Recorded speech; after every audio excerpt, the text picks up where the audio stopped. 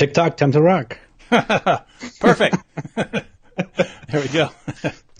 All right. Well, good evening and good morning and good afternoon to everyone who's joining us from all over the place, all around the world. I'm David Wood,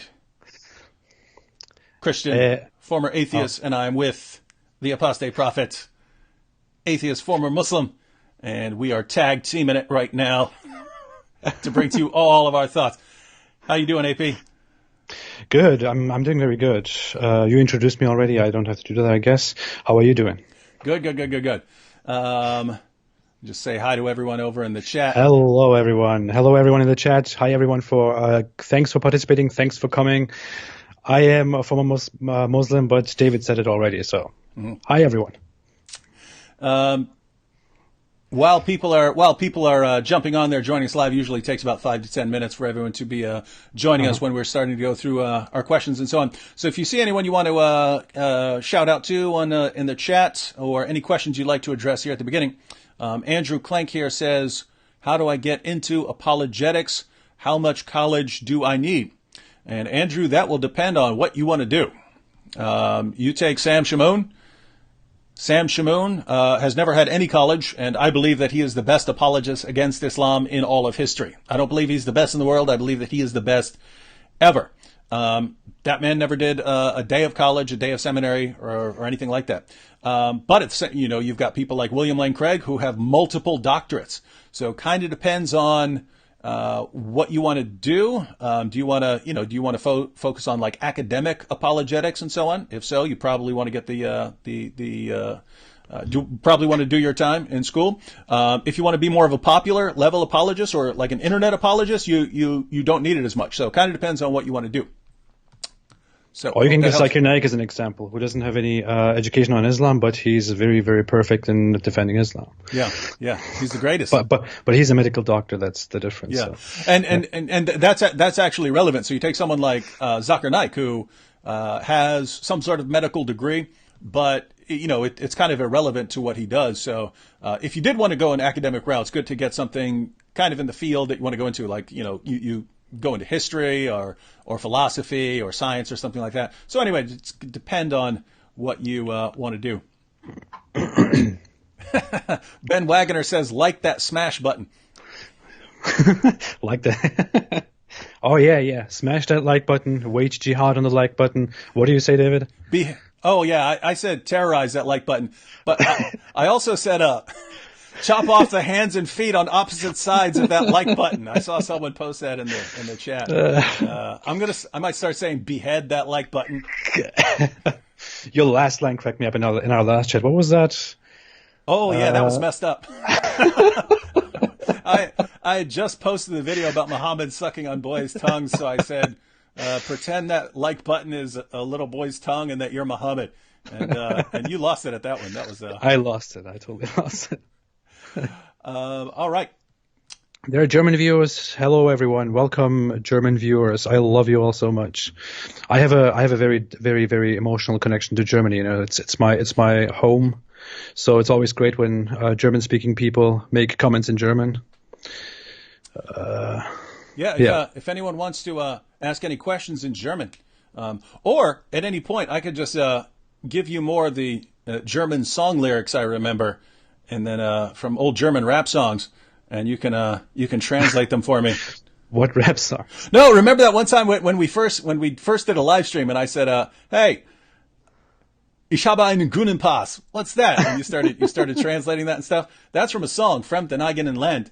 Oh yeah. Oh yeah. I think I know that. Yeah, I took all the way through advanced German in college, but never used it for 1 second. After that, forgot all of it. But the only thing I remember is like songs that I would listen to sort of, because it's like the Quran, right? You can, some things are easier to memorize. I guess that makes Fremd in eigenen Land the word of Allah, because it's easy to memorize. Nice comparison. But hey, let me see let me see how much I remember. Wait, actually, you could tell me if you can even understand what I'm saying. So, gosh, this was a long time ago. So he says, ich habe einen grünen Pass mit einem goldenen Nadel drauf. Dies bedingt, dass mir auf die Haare rauf. Jetzt mal ohne Spaß. Habe ich zuhauf, obwohl ich langsam Auto fahre und niemals sauf. And then the other guy jumps in, he goes, all das Gerede war europäischen Zusammenschluss. Fahre ich zur Grenze mit dem Zug oder einem Bus? Frage ich mich, warum ich der Einzige bin, der sich ausweisen muss, Identität beweisen muss. Ist es so ärgerlich, wenn er nach Deutsch seiner Sprache spricht, und nicht so blass ist im Gesicht? Das Problem sind die Ideen im System. Ein echter Deutscher muss auch richtig deutsch aussehen. Could you understand what I was saying there? Kind of, a quarter of it. It sounds more like Dutch right now. But oh yeah, okay. Yeah, it's a bit Dutch, bit just nothing, and a little bit German. Okay, so my German's pretty bad, or the German of the Deutsch hip hop group Advanced Chemistry was really bad, and I'm perfectly imitating it, but they're just really bad. I believe they were bad. And then there's one guy in the middle. He comes out in the middle of the song. His name was Torch, and he goes. He starts sounding different. He goes, "See if you understand this. Maybe his German's better." He goes, "Politiker und Medien berichten über Brüder spät, voneinander überschüttenden Aufnahmekapazität." So I don't know if that made sense at all. Yeah, I understood like half of that. That was more understandable. Yeah. So yeah, right. his German is better than the others. I know that. I know that guy. He was popular around that time. Then later on, he tried to kind of hold on to his fame, but no one cared anymore. Mm-hmm. All right, so let's see who we have here. Got people from Malaysia. David rapping in German. Of course he is. We are thinking about or Dutch. I don't know. I don't know anymore. Dutchman. Yeah. Someone here, hey, it's Drew, says, is Lane Craig a good apologist? So he's talking about William Lane Craig. On the areas where William Lane Craig actually deals with, Craig is certainly one of the best of all time. So on like scientific arguments and so on, William Lane Craig has again, multiple doctorates. And so, yeah. And he's just an awesome debater. All right. So do we want to jump on some questions? Actually, I had a good one to start out with because we have covered this in live stream before, but someone was asking it. They asked it in the comments, and the question is, Apostate Prophet, what made you leave Islam? So we've covered this in detail, and you've got plenty of resources on that, so people can look in more detail. But in a nutshell, for people who, I mean, there are undoubtedly people here who didn't see any of the previous live streams. So, in a nutshell, what made you leave Islam?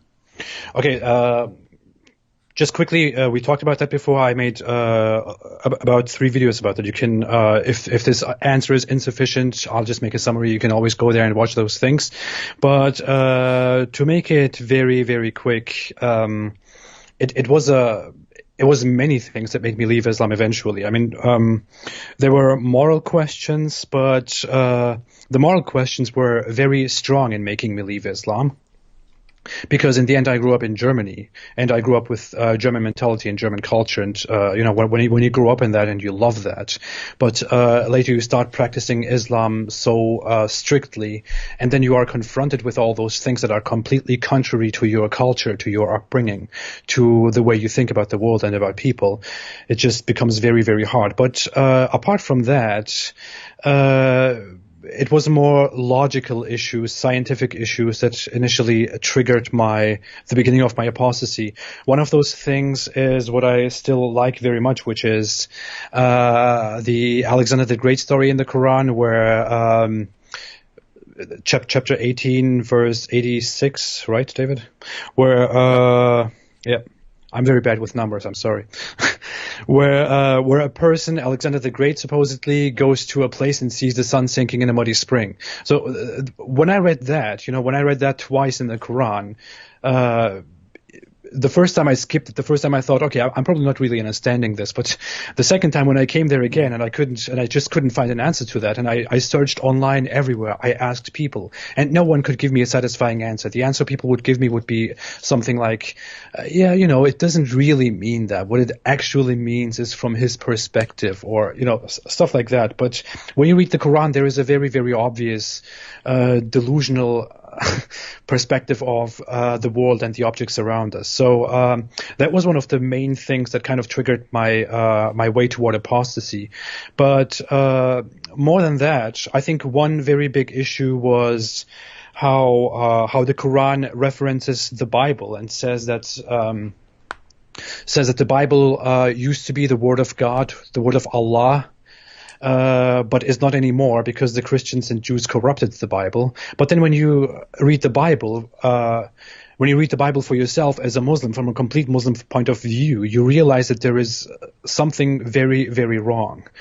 It feels like Islam is a completely new, different religion. It doesn't feel Abrahamic at all if you compare it to the Bible. So, and as a Muslim, you are very much discouraged from reading the Bible. It even occurs in Hadith where the companions of Muhammad are discouraged from reading the Bible because it is corrupted, supposedly. So anyway, those things, those logical things that didn't make sense, scientific issues that didn't make sense, this whole Bible-Quran dilemma, and very many moral issues combined with my past in Germany, with my roots in Germany, kind of made me end up leave Islam.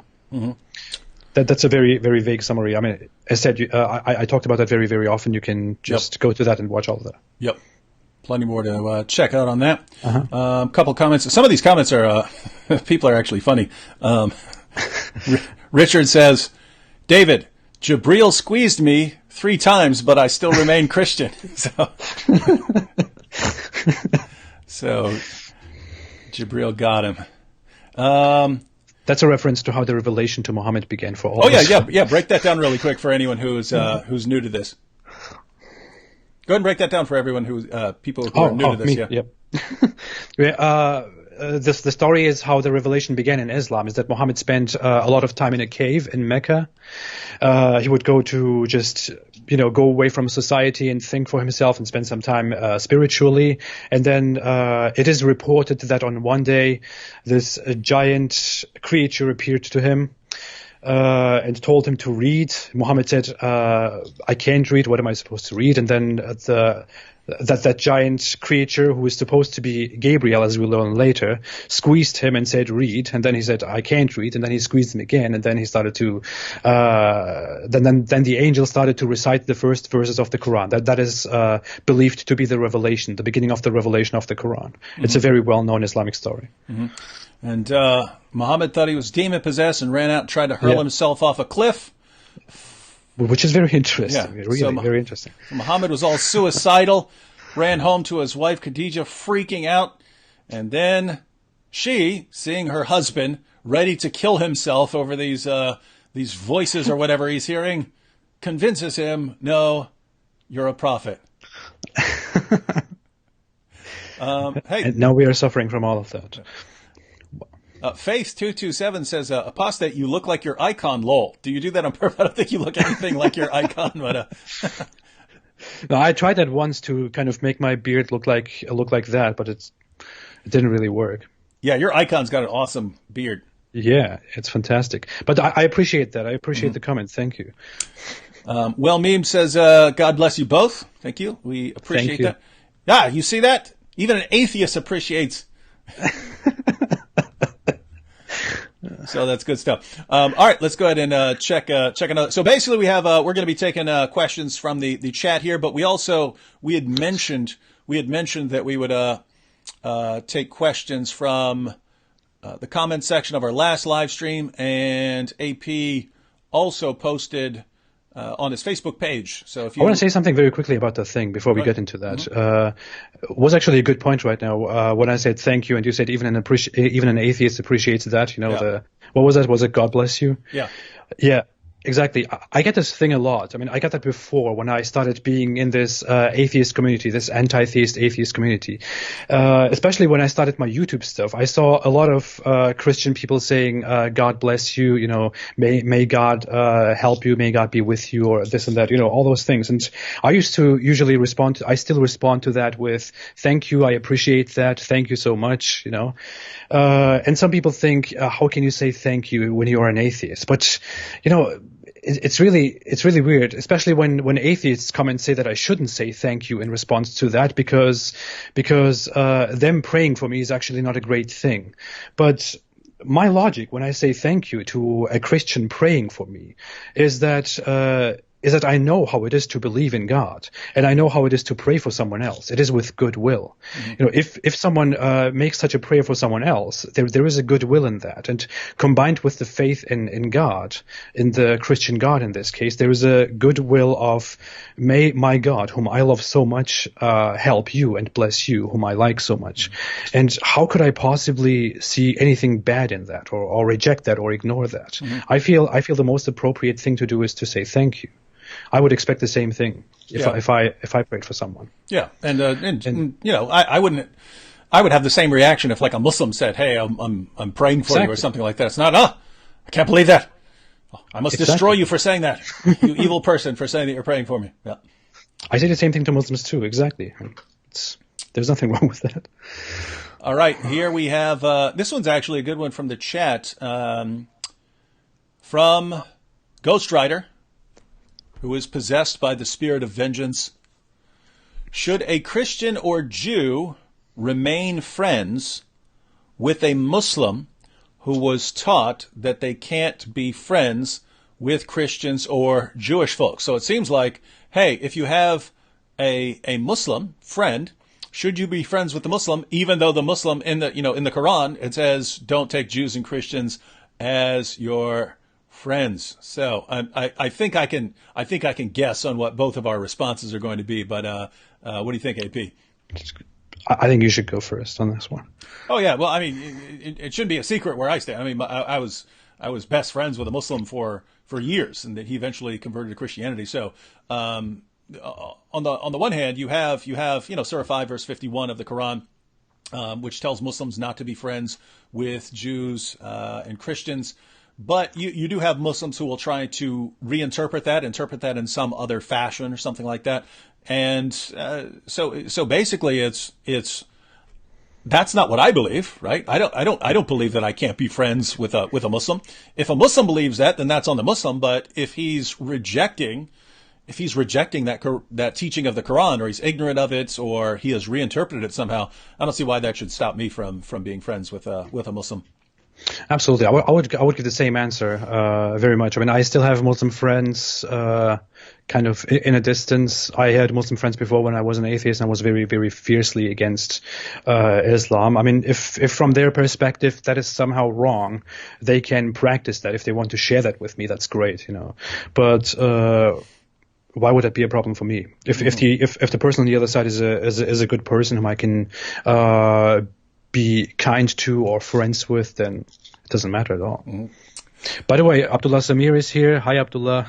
Oh yeah, I saw him over there in the chat. Yeah, hi, brother. He told me to look at the camera. I can't, Abdullah.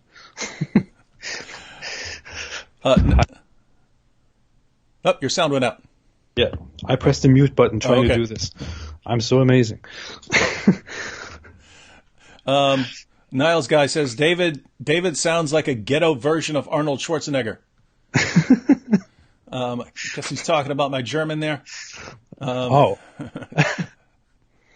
about my German there. Actually, my teachers would get really mad because when I was back in German class, my first year of German, matter of fact, my first and second year of German, I don't know if anyone remembers Hans and Franz from Saturday Night Live, but they had this like over the top German accent, and I would pronounce everything like that as I was going, "Ja, du hast recht," when I was speaking German and stuff. So, yeah, that got on people's nerves.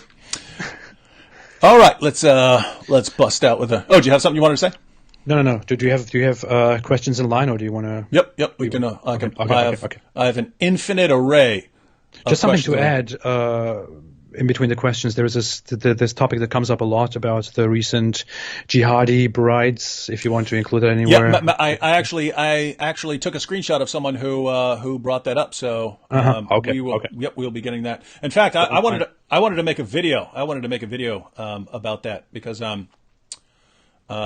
it's just an important topic right now, and it's one where we'll be talking about it in a minute. But I actually have mixed feelings on the issue. Mm-hmm. Austria says, could you guys do a video on whether there is whether there is, or I guess missing a word here, whether there is or is not a God, if it's not too personal for the apostate prophet. Is that too personal for you, AP? I wouldn't say it's too personal. No, it's just it is something that I choose not to talk about very often. You know, I mean, because I don't think it's a very relevant issue to talk about. I asked my audience before. I asked people who support me before if they are interested in something like that, if I should make a video on why I don't believe. But many said yes. But even then, when I thought many said yes, maybe I should do it, I still think, is it really relevant? Do I really want to bring that into this? Because I'm not an atheist activist. I'm just here to talk about what Islam is and compare it with religions and so that and this and that. But I could briefly summarize my personal beliefs, if that is. Yeah, go ahead. And if we ever decide to go deeper into the issue, we can. But yeah, just go ahead and give your general idea.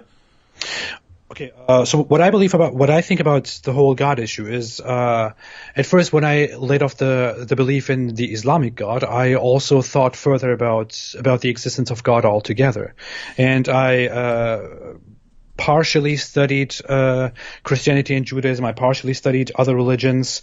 I studied Christianity much more than any other religion at that point. But I came to the conclusion personally that I don't believe in the existence of a God or multiple gods.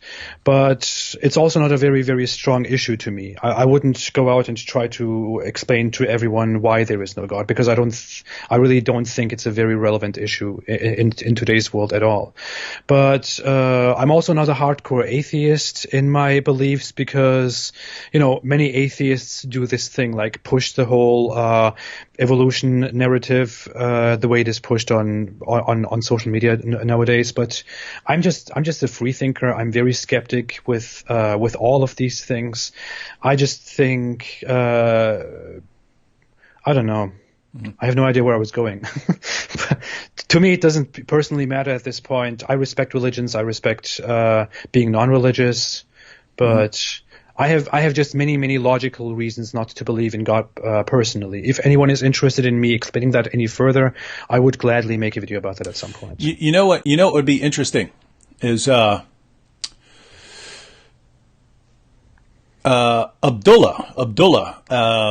is a little bit more aggressive with the atheism than you. You're like, not really an issue. I don't think about it much. Whereas Abdullah, even though he's a nice guy, is so. What would be cool is like a discussion, right? Because I think the discussions are cool. I mean, like not even debates, right? Not, okay, I get 5 minutes and you get 5 minutes to state yours. Just like a conversation on, what we believe and how we came to those, why we believe those and where we think we might be wrong. I think those are cool because I think it's just, if people are asking the questions, they're obviously interested in our perspectives, but also just the fact that we can sit there and have the conversations without wanting to kill each other. I think that sets a good example for people from other ideologies who might want to kill people for disagreeing with them on anything. Yeah. We could always come together and have a discussion about these things. I think I'm personally much harsher about the whole God issue, but I'm just not publicly very, very harsh about it. Publicly, I think it's not something I really need to talk about. And Austrius, yes, I'm actually. I've said this before that as far as what I'm interested in, I'm more interested in topics like the existence of God than I am on Islam. It's more philosophical in nature, right?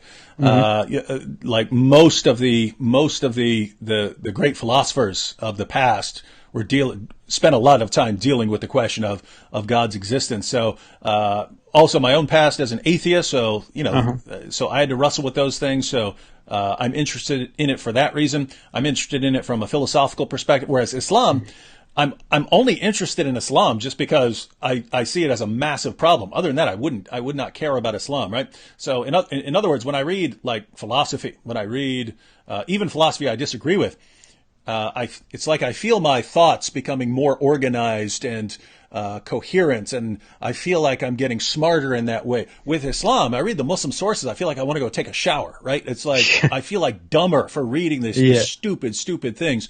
in the Muslim sources. So I do think I want to get. I think I do want to make some videos just on my channel on different arguments for and against the existence of God and what I think about those things. Just because I'm really interested in those kinds of things. I have this thing when I read the Bible, for example, when I read biblical texts, I read something about God, about the love of God, and this and that. It really makes me feel very, very, very good. I get this beautiful feeling from that. So I would really love to believe that there is a God. I would really, really love that belief. I'm not an enemy of that. The thing is that I am almost gnostic, I would say, almost 100%, that it is not true, and that's the problem. If you don't believe in it, if you can't believe in it, if you can't bring yourself to believe in it, then what is the point? But then I look at whether that should be part of my public social discussions or not. And when I look at the belief in God and what it does around the world, I don't see any big problem that it causes around the world, except in the Islamic world, or except brought by Muslims. I'm very sorry. I don't think that generally the belief in God brings many big problems into this world. So, we've pointed this out in the past that there's a spectrum among atheists and agnostics, and so you have on one end of the spectrum you've got atheists who I don't care. I just don't care at all about the issue. There are all sorts of issues that I care about way more than God. So. Who cares? And then on the other end of the spectrum, you have, belief in God and religion, not just Islam, religion across the board, all of this. If we don't do something about it, it's going to destroy the world. It's going to end science. All these Christians are going to come in. They're going to ruin science. They're going to screw up science. And so we have to do something about it for the good of the world, and so on. And so people can fall sort of anywhere on that spectrum. Yeah. All right. So hope that helped, Austrius. And this one is actually along the lines of something you were just mentioning. You mentioned God. This is over from the chat. But Andrew says, can y'all distinguish the God of the Bible and the God of the Quran?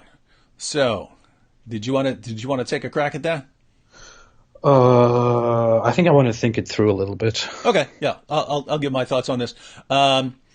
God of the Bible and the God of the Quran, there are quite a few differences, which you wouldn't expect, because Muslims are encouraged to say that we believe in the same God. Some of the most glaring... Now, to be clear, the reason that they can sound similar is that they are similar in terms of what are called the omni attributes, right? That you've had tons of religions with tons of different beliefs about God and gods and so on over millennia. But Islam and Judaism and Christianity agree on sort of omni attributes, that God is all-knowing, that God is omnipresent, so God is everywhere, that God is all-powerful. So the concepts of God are going to be similar in that respect. You start looking a little closer at then you start seeing some differences. So in Christianity, Christians believe God is triune, that Father, Son, Holy Spirit are one God. So big difference between that and Islam. Although I don't know that it's terribly different from what you actually have in the Quran, because in the Quran you also have Allah's eternal word, which is supposedly some additional attribute of him, but is with Allah for all eternity, and you have the Spirit of Allah, which Muslims will say is Gabriel, but the Quran doesn't say that. That you have the Spirit of Allah, which Allah breathes out. So it's not something that Allah, creates. It's something Allah uses to create. Allah breathes the Spirit into things to give them life and so on. And so in Islamic theology, if something originates from within Allah, it's supposed to be divine, and yet Allah sends His Spirit, He breathes out His Spirit and so on.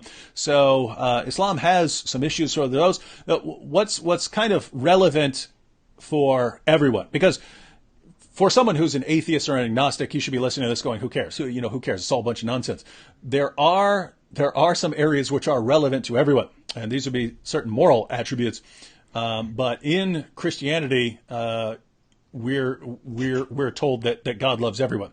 So Jesus in Matthew chapter 5 says that his followers have to love even their enemies so that we can be sons of our Father who is in heaven. So the message there is we have to love everyone. God loves everyone. In Islam, Allah most certainly does not love everyone. There are tons of Quran verses which talk about all the people that Allah doesn't love. Most significantly for Christians and for atheists and agnostics is that Allah does not love unbelievers. And this is connected to, I think, the Quran's rejection of the idea that we're children of God. So in the Bible, all human beings are children of God in a certain sense. You can be sons and daughters of God in a different sense. Like you could be sons and daughters of God in the sense that you're Christians or Jews or something like that. And you could be the son of God, which is in still a further sense. That would be in a divine sense. So, but the idea is we are viewed as children of God in a variety of ways. The Quran denies that across the board. There is no sense in which we are children of God. According to the Quran, the only relationship we can have with God is a slave to master relationship. And if you get your mind around that, you think about this.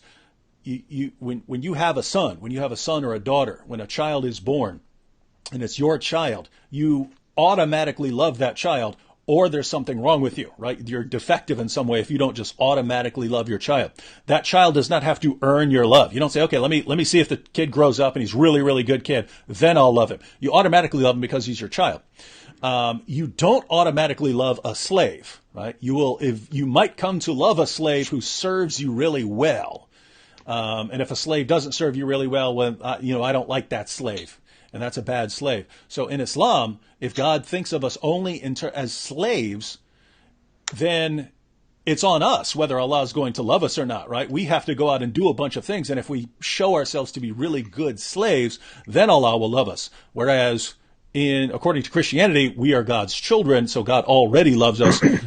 We can mess up the relationship and so on, but it's not for lack of love in God. And so, but you can see the impact that would have on the world, whether you are Christian, whether you are Jew, whether you are atheist, whoever. If Christians believe in a God who loves everyone, and Muslims believe in a God who only loves devout Muslims, you can see that how this would impact things. So take grooming gangs, right? Grooming gangs. If you and a bunch of your buddies can rape this girl and God doesn't care about her, God has utter contempt for her because according to the Quran, she's lower than cattle, right? She's one of the worst of creatures. Surah 98 verse 6. The Jews and Christians and pagans, they're the worst of creatures. You can see how these things actually play a role and have a real world impact. So yes, there is some significantly different theology. Well, I said I need more time to think because I thought you would say a few thoughts and I could go on, but then you just destroyed it. Yeah. you crushed it. So I really don't think there is anything for me to left to say. Oh, another one from Go. But I want to make a. But I want to make a project about that actually very, very soon, in which I want to talk about the difference between the biblical God and the Islamic God, and also whether Islam is an Abrahamic religion or not. Mm-hmm. So it's actually quite a topic that I'm currently thinking very much about. That should come from my side very soon. Mm-hmm. We had an awesome defense of me.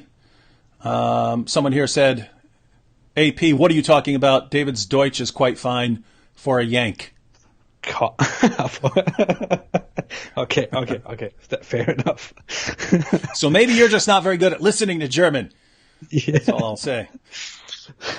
For a Yank, yeah. One from Ghostwriter here. David, would you ever debate hijab again? I guess Muhammad hijab. I mean, we know the guy's a clown and all that.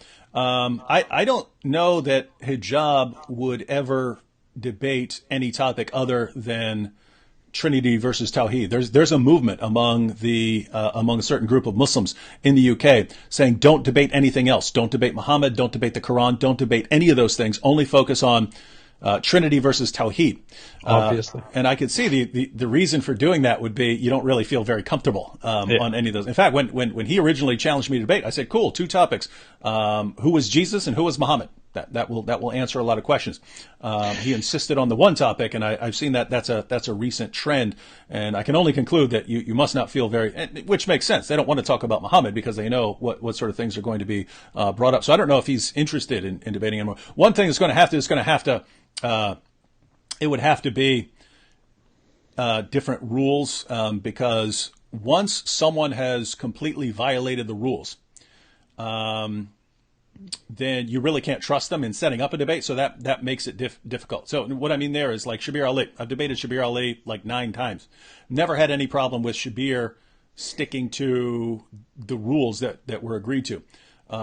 With the hijab debate, we were required ahead of time to agree that there would be no going off topic. There would be no personal attacks. It would be friendly and respectful the entire time. Notice he agreed to that and then completely violated it.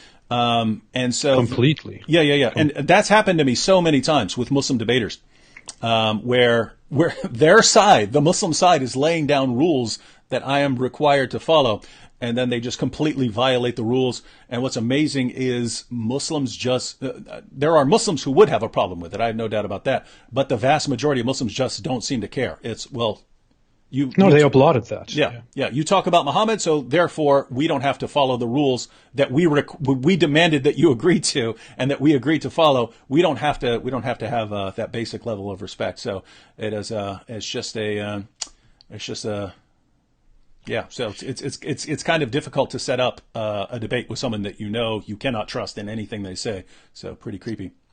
That's a ridiculous sentiment that many Muslims have, even Muslim apologists who try to be who claim to be very professional have. I mean, there is one recently, someone who is bothering me all the time, making videos about me online. Many people know who I'm talking about, but they have kind of this way of thinking that if we attack Islam, that if we say something negative about the Prophet Muhammad or something negative about Allah, something negative about the Quran, which we don't holy, which we don't believe in and therefore don't have to respect, then that somehow justifies them attacking us personally and even insulting us, which is some very, very insane logic. You can't even turn that around. If you turn that around, somehow you would be guilty again. That's really ridiculous. Some people asked me to comment on your debate with Mohammed Hijab several times. I think I spoke about that briefly, on how it is just another example of how Muslim apologists don't know how a debate works, because that is absolutely not what a debate is supposed to look like. Where you completely personally attack your opponent, say completely stupid things about his personality, his character, his knowledge, and this and that, and kind of act like a big warrior in a death match to your audience and trying to make them loud by insulting your opponent. That is ridiculous. That's the opposite of what a debate is supposed to be. Yeah. I'm curious. Do you regret debating him because of that? I mean, if I had known, because think about this. We're told, hey, this has to be respectful, no going off topic, things like that. I'm thinking, okay, even though this guy is saying nasty things about me online and stuff, well, we've agreed to these, so it's going to be friendly and cordial and things like that when we're actually there. Then knowing that he's not sticking to that at all, no, I'm fine with it, because I think we can learn other things about Islam from that, right? I mean, people. Non-Muslims can learn a lot about Islam from things like that, right? When you see, hey, wait a minute, what do these guys cheer for? They don't cheer for any sort of well-reasoned argument. They cheer for whoever's thumping his chest the loudest, right? And that shows. I can't imagine Christians behaving like that, right? I can't imagine atheists behaving like that. You could have individuals, but the fact that you could have, there must have been, 600 or 800 Muslims in there. There was a ton of Muslims in there, that they immediately formed this mob mentality. And you could just be insulting and I can't imagine if I walked on stage with Shabir Ali and I said, Shabir, you've said lots of horrible things about Christianity and our scriptures and Jesus, and so blah, blah, and just started insulting him. I can't imagine Christians loving it. They would be horrified. They would be horrified at it. But very, very different from in the Muslim crowd. But anyway, no, as far as am I glad that happened? Oh yeah, because when I said that I don't know if I should be telling people my my thought processes, but when I say that I'm more interested in other things than Islam, that's totally true. I would almost rather be doing anything than studying Islam. Anything. Playing foosball than studying Islam. I don't like it. I do it because I'm like, someone has to do it. And so I might as well do the crap work that other people don't want to do. That's my thinking. But as far as what actually motivates me, I'm motivated by like the level of aggression towards me. I'm not sure how to state this in words, but basically, if you leave me to myself, I will sit around and read. That is my natural inclination of what I will do. I will sit around and read. When someone messes with me or messes with someone I care about, or, messes with, kills Christians or launches a terrorist attack, all of a sudden I perk up and I need to go out and address this, right?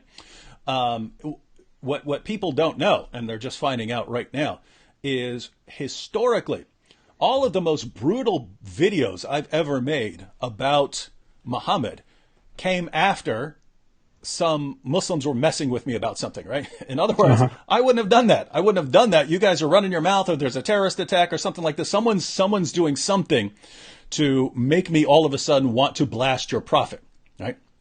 And then so when these sorts of things happen, then I'm like, oh, well, I wasn't going to do anything, but now I'm going to go after prophet. Like we made Islamicize me, right? We made Islamicize me.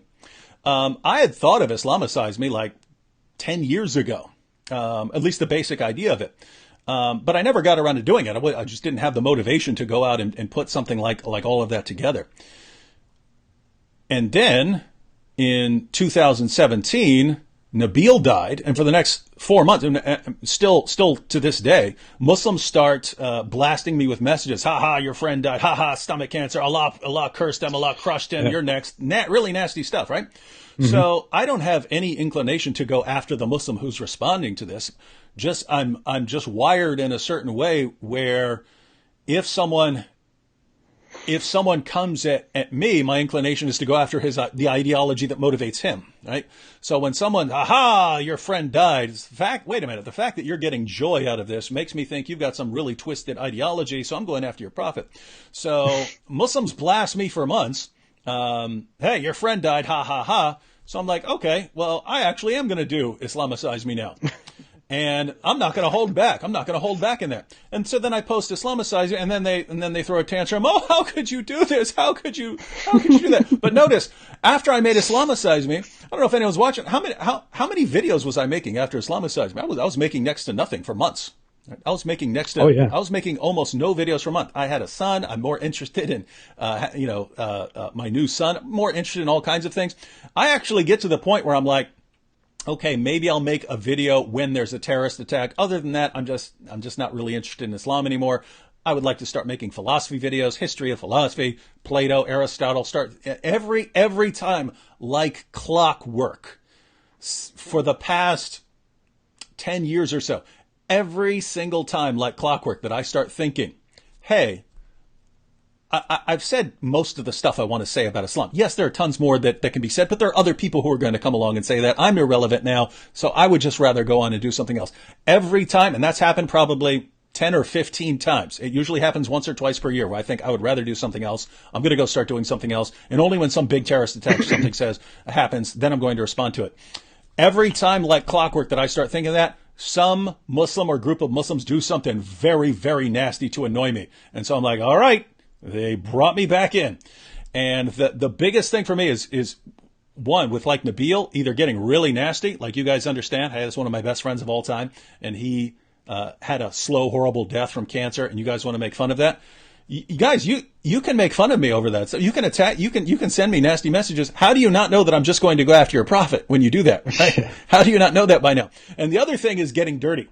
Right? Like if you sit there and you say, hey, we're going to have a respectful debate. Join me for a respectful debate. And then you get crazy nasty because you just really wanted to insult me. That was your goal. Well, that's fine. But notice, have you noticed, AP? I'm putting out a lot more material now than I used to, right? Yeah. That I didn't, right? Because that's what happens. It's just, oh, you guys got dirty. All right, I'm back to focusing on your prophet now. So, tons more material coming out on our good friend Muhammad. And then what's crazy is once it starts like that, once I get going, then I start realizing, wait, I haven't said a fraction of what I want to say about Muhammad. Right? Like, I start thinking, gosh, I have 900 videos or whatever I have. I've said everything I need to say. Wrong. I start realizing, no, I've said like 2% of what I actually need to say. So, people like Muhammad Hijab, I actually need them to be nasty and to do horrible things. If I ignore YouTube comments for a month, it's like the energy is sucked out of me. I have no energy. When people are blasting me, insulting me, heaping abuse on me, then I feel like I can shoot lightning out of my fingers. And so it's just important from a motivational perspective. I left Muhammad alone for quite a while now. I think I should make some Muhammad videos too very soon. Yeah. Yeah.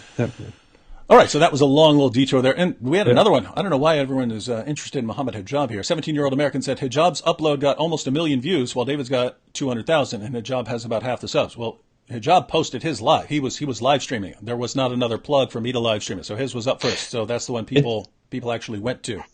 It's very obvious why he wanted to debate you in the first place. I mean, this is why he wanted to debate you. Oh, yeah. You know that. Yeah. Yeah. Oh, he wanted to debate you no because he wanted more subscribers, more views, more attention from people. Yeah. That's the sole reason he wanted to debate you. Oh, I love it. I mean, I think Muslims need to give him way more attention, right? I brought this up with vocab afterwards. I was like, why are Christians going to keep putting Shabir Ali on stage? Because we look at him and we say, oh, he's respectful and he's nice, and that's what we're looking for in a debater, instead of what Muslims are looking for in a debater. And it's clear as day now that what they're really looking for in a debater is Muhammad Hijab, who's going to be just heaping abuse and insulting and things like that, violating agreements, mocking. Who's going to be doing that?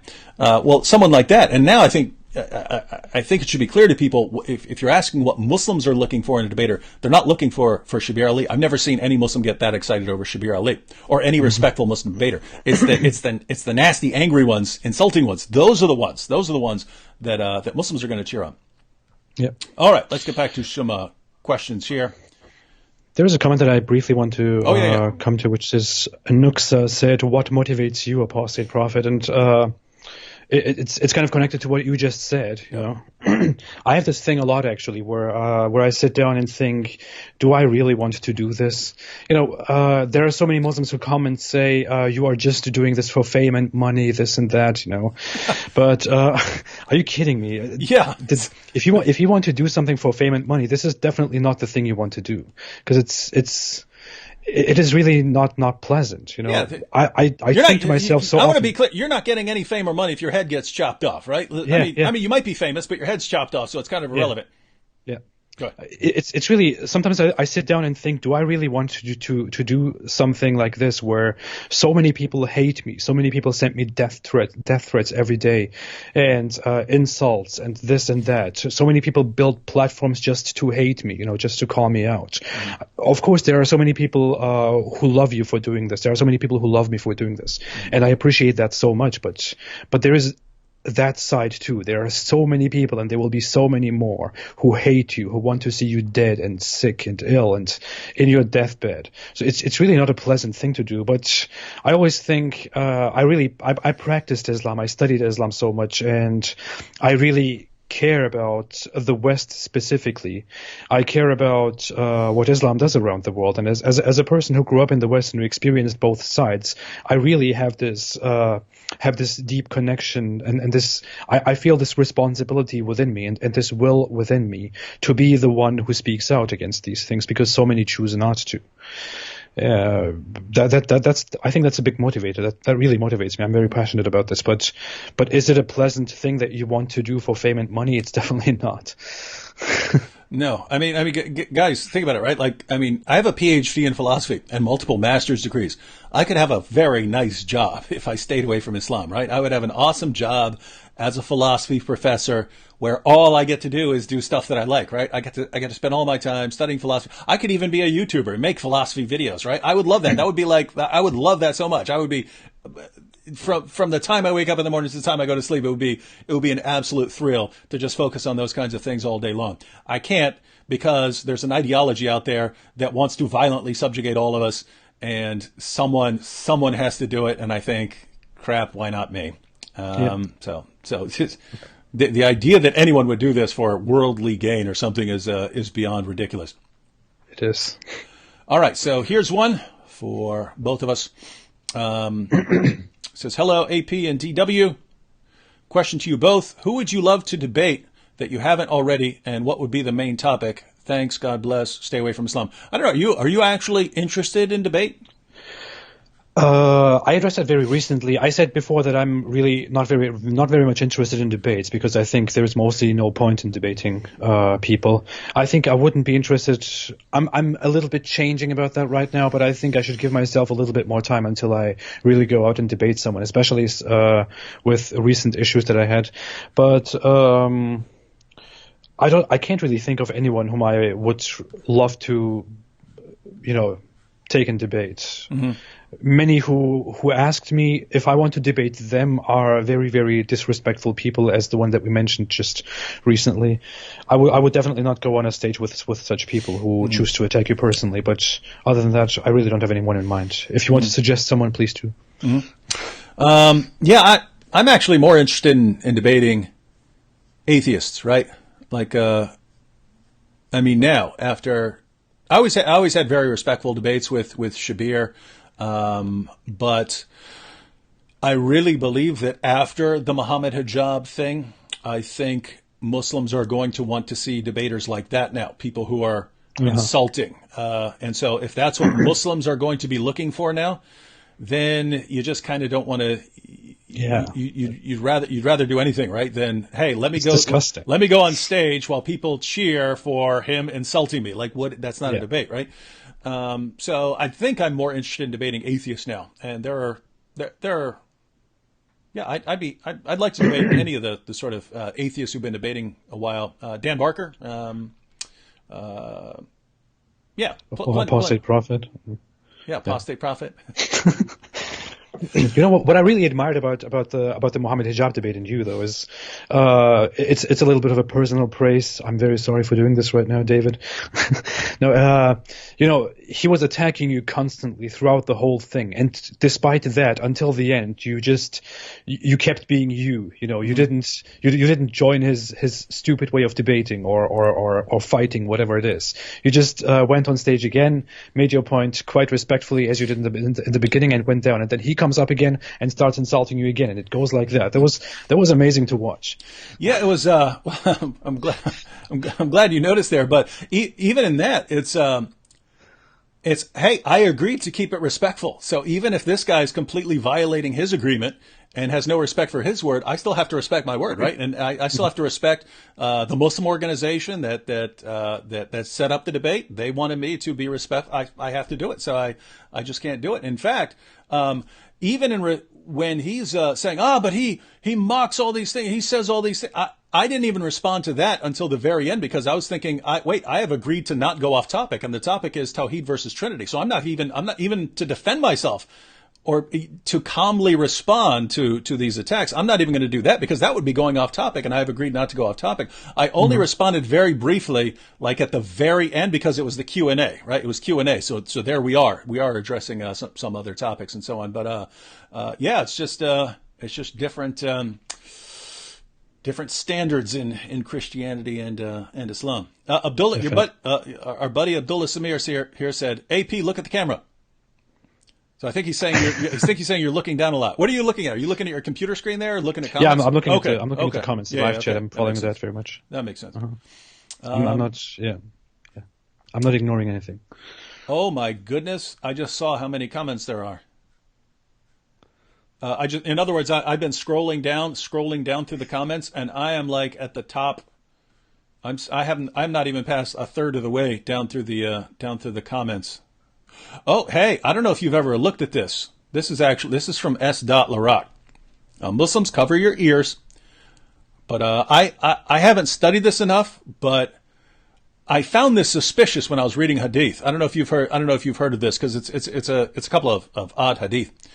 So the question here is Diha Kalbi Muhammad's gay lover? Have you ever heard that before? Are you familiar with why? Okay, and I'll explain this, but it's something I wanted to look at, because just to be clear, I don't believe Muhammad was gay. I don't believe he had a gay lover. Even when we're talking about sucking on kids' thumbs, tongues and so on, or sucking on each other's fingers, I think it's creepy. I think it's weird. I'm not thinking of it in terms of Muhammad being gay. There is sort of one thing that makes me wonder right here, and that's the story of it's in the hadith where people would see this guy named Diha leaving Muhammad's house, and they would say, "Hey, what was Diha doing at your house?" And he said, "No, that's the angel Gabriel. He just happens to look exactly like Diha," right? So that kind of makes you think, wait a minute. So Muhammad's explanation for why this young handsome dude is leaving his house is that it's actually the angel Gabriel, and he just happens to look just like this dude. And so it's not a ton to go on, but there's something very weird about saying that some young guy's walking out of Muhammad's house and he's explaining it away by saying that you just saw the angel Gabriel. It's very interesting. I actually thought about this hadith before, and other hadith where Gabriel is mentioned like this, and I found that quite ridiculous. I actually made a note of this and wanted to make a video about that, but I never thought about this aspect of that. Yeah, so that's a situation where I was like, I mean, I'd like to go through all the Muslim sources and see every reference I can find to this, and even then, it would just be a kind of suspicion. But that is very, very strange. It's a very strange story. It sounds very weird. Yeah. Yeah. Well, I'll give this some more thought. All right. So let's go ahead and pull up a couple more questions. Wow, we have over 1,000 people here. We have over 1,000 people watching. So thanks, cool. Everyone. Smash that like button. Wage jihad on the like button. Yep. Slaughter that like button in the name of Allah. I'm not sure how many of these screenshots I put up, so I'm not sure where I am. This one is: can you please address the problem with Palestine? I wouldn't want to, because I've been planning on studying a little more, just because we have now we have like people in Congress and stuff like that who are advocating the boycott, the boycott Israel movement and so on. And I just realized I've never studied it in detail, and I don't like commenting on things that I haven't studied. So I actually wanted to look into the history more, with the formation of Israel and the things that led up to it, and then post my thoughts. I know you posted a video a while back. Yeah. Did you have any thoughts on this? Well, it's a topic that I like very much, that I like caring about and reading about very much. Talking about is a different issue, because it's very it's a very, very big issue that we cannot summarize in very few words. But yeah. I made a video about that quite recently, which I called "All About the Israel-Palestine Conflict." And cool! That'd be a good place for me to start then. Yeah. Some people complained that it was too pro-Israel, but you know exactly who complained about that. But I would say very briefly, as I said in that video, as I summarized in 25 minutes, I believed in that video, I believe that there are, I don't know what a necessary evil in this comment is referring to, but I would say in the whole Palestine conflict, I don't even know how to summarize it. This topic is very, very difficult to even talk about, but I would say the conflict is currently still ongoing majorly due to the Palestinian organizations and Palestinian movements. There have been so many approaches by Israel, by the state of Israel, to solve the conflict, but they could somehow never be resolved, even though Israel made very, very nice very, very nice approaches to solve this conflict, but we are still here. In the beginning of the conflict, it was more of an issue that concerned not only two sides, the Zionists and the Palestinians, it also concerned the English, the British Crown. Mm-hmm. So it's kind of a very, very big conflict that begins with the British, goes to the French, includes the Zionist movements, then religious Jews that come from outside, then the Palestinians. But most importantly, and I think many people don't see this or choose not to talk about this, most importantly, the conflict should be blamed on the Arab League and surrounding Arab countries who, from the beginning until now, still have continued to fuel this conflict forever. Even when Palestinian movements, even when Palestinian organizations decided to make a softer approach, even when a big enemy of Israel like Egypt tried to make a softer approach and try to make peace and find a solution together with Israel, the Arab League never sat down and accepted the situation. I believe, and everything points toward that belief. I believe that even today, in today's time, the Arab League is majorly responsible for the suffering of innocent Palestinians too, because they don't want this conflict to be resolved, because it gives them a lot of stuff to talk about and a lot of free room to roam in the international political arena. Mm-hmm. Yeah, no wonder you got in trouble. Yeah, as far as I'll just give you my basic thoughts for Lucas here, but. Yeah, I'm not thinking of this conflict in terms of someone has divine right to the land. There are people on both sides who do view it that way. I'm just thinking in terms of human rights. Yeah. When a rocket hits some kids, when an Israeli rocket hits some kids or something like that, that does bother me. I understand the reason for it. You have people who will actually fire rockets at Israel from the middle of a bunch of kids, specifically so that those kids get killed in the counter-strike and so on. But even then, I basically want everyone to be as careful as possible. So I would not say that Israel as a nation, or for the record, any other nation in history is guiltless in all the things that it's done. Anytime you have human beings involved in anything, there are going to be problems. There are going to be mess ups. There's going to be room for criticism. But the way I see it is, I believe that the people of Israel would gladly live in peace with the Muslims around them if the Muslims around them weren't trying to kill them. And I also believe that many of the Muslims around them would gladly wipe Israel off the map if they could. Yeah. And so I'm looking at that and I'm saying, okay, one group actually wants peace, one group wants to annihilate the other. And so if I had to pick a side there, I'd be on the side of the side that wants peace. So that's my general perspective. Again, have not studied that a lot, but I am going to. It's one of the things I'm going to be looking into this year and posting some. In fact, I'm taking a trip to Israel later this year, where I'm going to be see things on the ground. And the point is actually to go out there and see things along the border and see what things are like. A group of Christians are going out there to actually speak firsthand to the people involved and so on, and I'm fortunate to be a part of that. See, now that I talked about Israel, we lost 10 viewers. Oh, yeah? See what you did? Hey, check this out. Ahmed here says, I am a Muslim and I don't have any problem about David Wood. I can help places to attack Islam. What? Well, Ahmed, you are a very interesting kind of Muslim. I have to say, I like you already.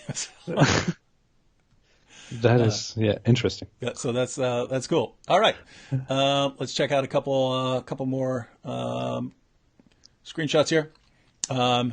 Gina, I had two comments from Gina Sith, who is apparently a Muslim. She says, only non-believers make fun of other religions. Islam never mocks other religions, right? Now,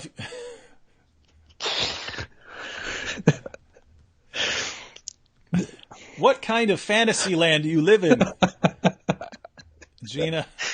Oh my God! Hang on, let me go. Let me go ahead. Let me pull up I have to look this up real quick, but got a good quote from from the history of Tabari. When the unbelievers were trying to make peace with Muhammad, to try and get him to stop making fun of their gods and so on, they went to Muhammad's uncle, and here's their request. So they go to Muhammad's uncle and say, "We have never seen the like of what we have endured from this man.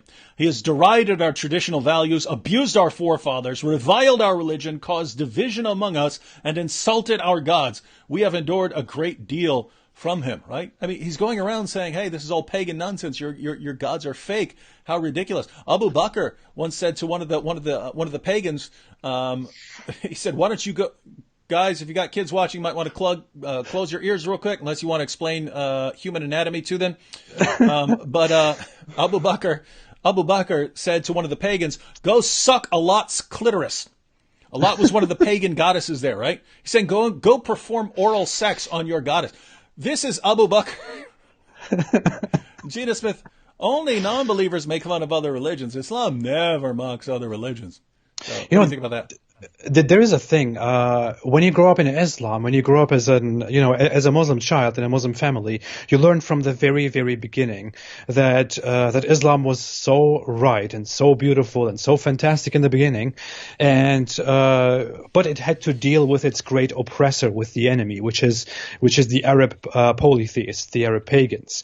Therefore, there is something that you never think about properly. You see a lot of talk in Islamic scripture of how the Quran or Muhammad himself, especially Muhammad himself in the Hadith very much, mocks the idols of the polytheists to great extents. He mocks them so much. He calls them powerless. He calls them, just rocks and this and that. He calls them everything. He mocks them so much more. He mocks them much more than I ever mocked Islam. Mm-hmm. But when you are a Muslim and you see those things, you don't think about that as mockery, as disrespect or anything. They're just stating facts. Yes, exactly. That's how you think about it. Only when you start being more skeptic, or when you leave Islam, you think about that as, hey, wait, that sounds disrespectful, If someone said that about my religion, about Islam, about Allah, I would be angry. But why does Muhammad say that about their religious beliefs? But you don't really think about that. But seriously, that's why this claim that Islam is the only religion that doesn't mock others, it's hilarious to me. Everyone else does. And all other religions are violent too, except Islam, which is completely peaceful. Wow. Quick one here. It even insults other religious groups in the Quran. It insults Christians, Jews, very explicitly. It even mentions them by their name and insults them. I mean, we could even go further and go from insulting or mocking religions to mocking religious groups. And the Quran does that. Muhammad did that explicitly so much. It's directly there in the holy book of Islam. Mm-hmm. Yeah. Hank Hill here. This is a quick one. Hank Hill says, "David, I need your help. I'm trying to preach Christ to my mom, and she says she is having trouble worshiping a man. Can you explain it in a way that she can get it?" Not here, but I will be live streaming either tomorrow or Saturday with Anthony Rogers, and we'll be addressing Christian topics and Muslim objections to the deity of Christ. So Hank Hill, come back for one of those and post your comment again, and we'll bring it up again, and we will be discussing some Christian theology. Here's an interesting one. Do we think we can effectively debate Islam without knowing Arabic? Oops. Posted the wrong one. Where'd it go? Here we go. All right. So, do you think we can effectively debate Islam without knowing Arabic? I think I watched your live chat with Abdullah Sameer yesterday, and he made a very nice point that I agree with very much, in that language is just a collection of symbols to communicate with each other. It's only what humans use to communicate with each other. It doesn't have any divine attributes or anything like that. And in that sense, we can slowly translate so much more complicated and antique stuff that goes far beyond the Quran, or that goes far beyond Arabic of that time, of the time of the Quran. We can translate and understand those things perfectly, and we can just as easily understand the Quran. We don't need Arabic because we have in our time very, very credible, reliable translations of the Quran available. We have the Yusuf Ali translation, which I personally don't prefer, but some people like it. We have Pictal, we have Arbery, we have Mohsin Khan, we have Sahih International Online. We have all these translations, and most of them are very credible. They have been authorized and certified by the highest, authorities concerning the education of Islam. So no, we definitely don't need any possession of the Arabic language, but we definitely need to study Islam. So anyway, there are plenty of effective apologists against Islam who don't know Arabic, and it really you just have to just point out what a stupid argument that is. And really, when someone brings this up and they say, you can't really understand it without knowing Arabic, and say, okay, so I can't your God revealed a revelation that I can't understand because I'm speaking in a different language. And then no, you can understand it. Well, how am I supposed to believe you? I want to read it for myself. How do I know to trust you? Right? How do I know that I can trust what you are saying about your religion if I can't read it for myself, and you're saying I can't know what it's saying because it can't be translated into my language? And here, think about this, right? Because if someone's saying, hey, believe what I tell you about Islam, you can't read it for yourself. You can't read it for yourself. But you should believe what I'm telling you about the religion. Well, should I believe what you, my Muslim friend, are telling me about Islam? Or should I believe what Abu Bakr al-Baghdadi is telling me about Islam? Should I believe what a jihadi is telling me about Islam, or what you are telling me about Islam? Do I listen to the liberal Muslim to tell me about Islam? Do I listen to the moderate Muslim to tell me about Islam? Do I listen to the radical Muslim who's telling me about Islam? Who do I listen to? How do I know which one I'm supposed to trust? And your response is, you should just trust me. Well, wait a minute. In order to know which one of you I should trust, I would have to know what your sources say. But you're telling me I can't do that. So I can't know what to believe about Islam unless it's actually available in some way that I can understand. And so if you, my Muslim friend, are telling me it just can't be understood, then there's no one who can explain it to me, because I won't be able to know if you're telling me the truth or if I should be listening to someone who's far more violent, far more radical. So what you're telling me is your religion is completely useless to me. It obviously can't be the true religion that's meant for all people if it can only be understood by people who understand a particular language. We can't, after all, be expected to all just trust what some other person is telling us about the religion. We can't read it for ourselves. You can't expect the entire world to go out and spend several years of their lives. You can't expect that, and therefore, you're basically telling me that your religion is completely useless. And so, great, Islam is useless. Thank you for proving that to me, my Muslim friend. So, yeah. That, by the way, is something that really paralyzes the Muslim community around the world. This whole mentality that you need a scholar, or you need to have someone who speaks Arabic, or you have to be able to read Arabic in order to understand Islam and the Quran. That really paralyzes the Muslim community all around the world, because that is really a very, very prevalent idea among Muslims, and leads to the fact that most Muslims have never ever read the Quran in a language they understand. They have never read more than 1% of the Quran in a language they can understand, and are stuck therefore, and do things like go to the local mosque or go to the most educated, closest expert on Islam and ask him about what the religion says. Mm-hmm. It's cancerous. Yep. It's rough stuff. Here's one from a Muslim who thinks he's got me here. Huzaifa Sheikh says, "How much respect do you show to hijab's faith, David?" So, the answer is zero. I show zero. I respect people, right? I respect people, human beings. An ideology is not a person. It has no rights. It has no feelings. The only reason I would show some degree of respect to someone's ideology is in terms of interacting with someone, if I want to talk about it. But when you're talking about an ideology that calls for my violent death and the violent subjugation of my family and allows its adherents to rape my wife and enslave my kids, a religion that calls for the deaths of people like the apostate prophet here, Abdullah Sameer. When you've got an ideology like that, how much am I supposed to respect it, right?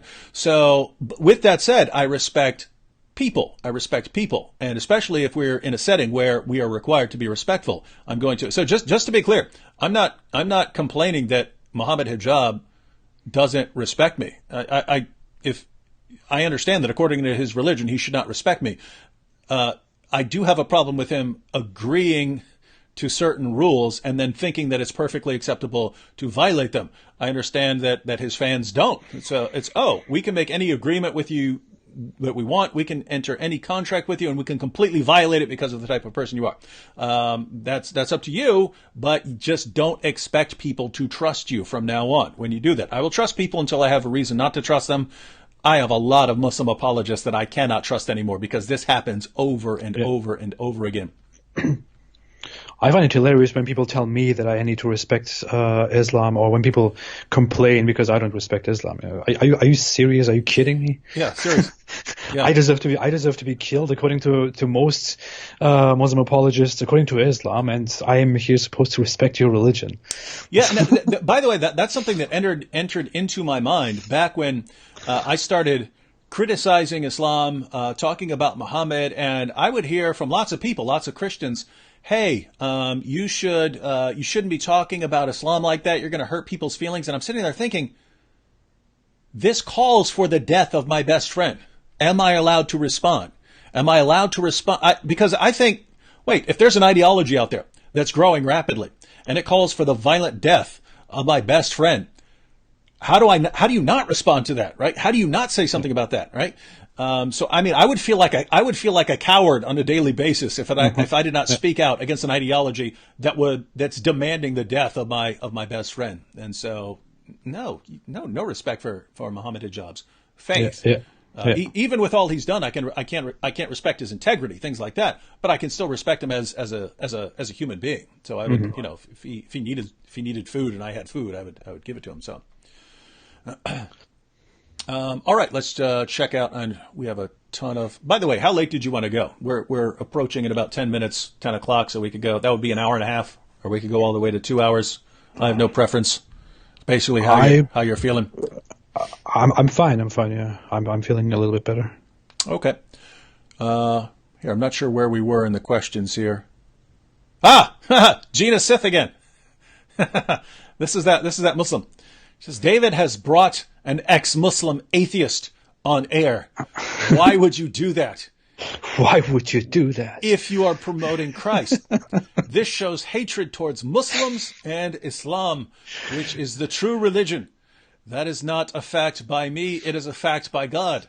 All you people who believe in a man as your God, believe in one God, a creator, not the creation. So this is directed towards me. I'll respond to it. But someone could obviously, and I'm sure atheists are, you've mentioned this, some people would respond the same way to you. How could you be talking to a Christian, right? They do. Working together with a Christian. In fact, matter of fact, I took some screenshots of similar things. Why would you do that? Yeah. So Gina, because I have multiple goals in life, right? One is to preach Christ. That is a core goal of Christians. Another is to stop an ideology that wants to violently subjugate all of us and kill people like me and my friend here and Abdullah Sameer. We're all under death sentences, right?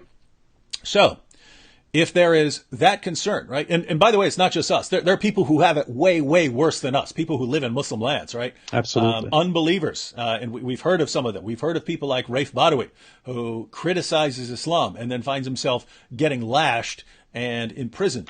And Christian, Asia Bibi, someone who dared just respond to someone in a question about her drinking out of the same cup as Muslims were drinking out of, and then finds herself on death row. that is a goal that is, and just so you know, from a Christian perspective, since that's what you brought up, we are commanded to seek the good of all people. If I am to seek the good of all people, then I have to confront Islam. If I have to confront Islam, then why would I not? Why would I not want to share a platform with other people who are doing what they can to respond to Islam? So as long as you're out there defending a violent ideology, and as long as Islam is persecuting and enslaving and killing people, lots of Christians, lots of atheists, lots of agnostics are going to be on the same page about that. And I know you want to keep us separate because we'll be more effective if we come together like Voltron, but we're going to come together like Voltron, just so you know. Oh, we will. What are your thoughts on that, AP? You want to add anything? You said it perfectly. All right. I say lots of things perfectly. You do. You do. You do. You kind of disappointed me yesterday, though. What's that? Yeah, I'm very disappointed with you. You were talking with Abdullah Sameer, and then he was saying something like that he is considered the most reasonable ex-Muslim out there. And then you said, yeah, Apostate Prophet is a little bit less reasonable. If he declared himself the most reasonable, now he explained what he meant, and I knew what he meant. I was just messing with him. I said he should put it on a T-shirt that he's the most reasonable. So obviously you would be the next. You would be the next if he's the most. But you said a little bit. Is that really what you think of me? Only a little bit? A little bit less reasonable if he's the most reasonable. Like I'm much less reasonable than Abdullah Sameer. I was offended about that. All right. So Gina, we hope that answered your question there. Feel free to ask more. We like responding to our Muslim friends. Let me see this one. This is just a comment I wanted to read real quick. Special thanks to David Wood. I hope you read this. I used to be Christian, but turned to be agnostic at the age of 15 or so. So I've been one for over 45 years. So this guy's been agnostic for 45 years. That makes him about 60 now.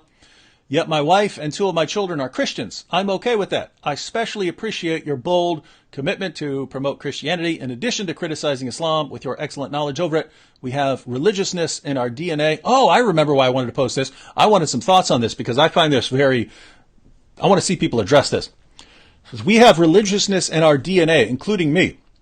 And it is important that knowledgeable people in the West dare to promote Christianity, which is a vital part of our society, history, and conduct code.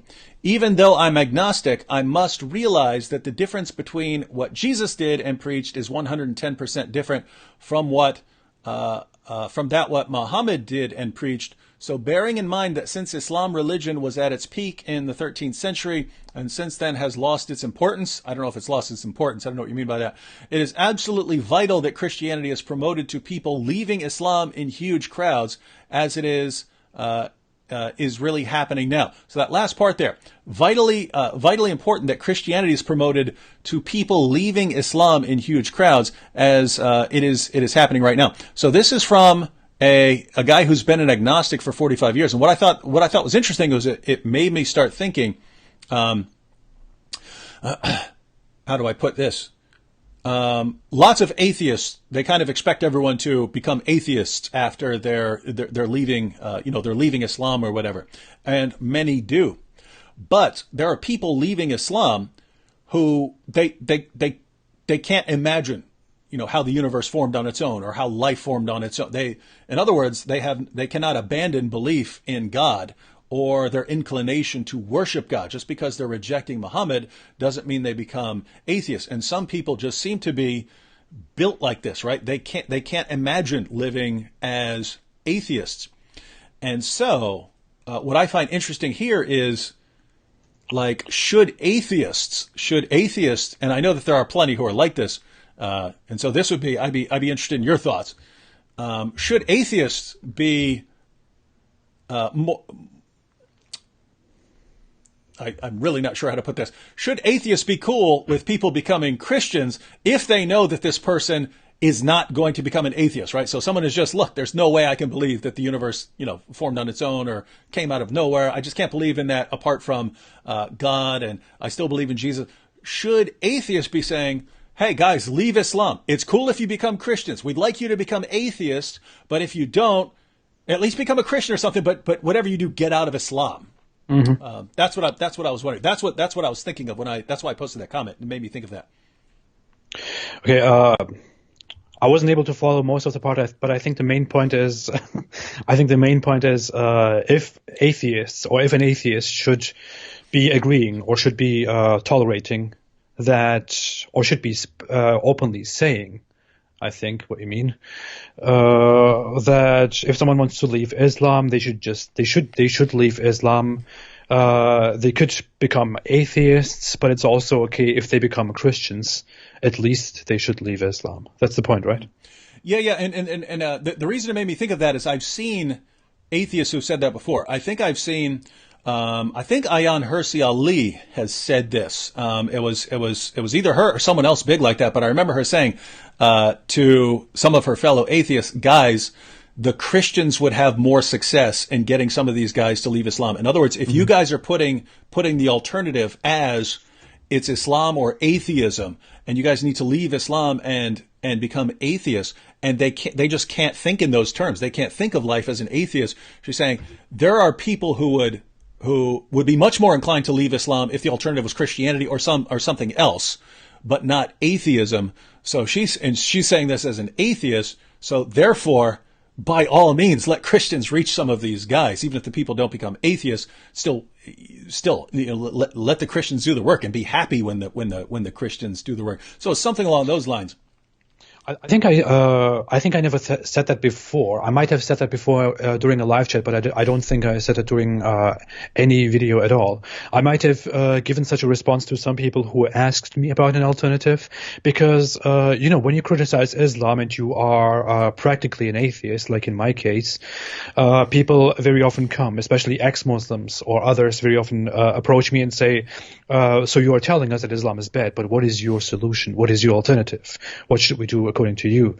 So, and there I would totally agree. I mean, many atheists consider religion in general an evil.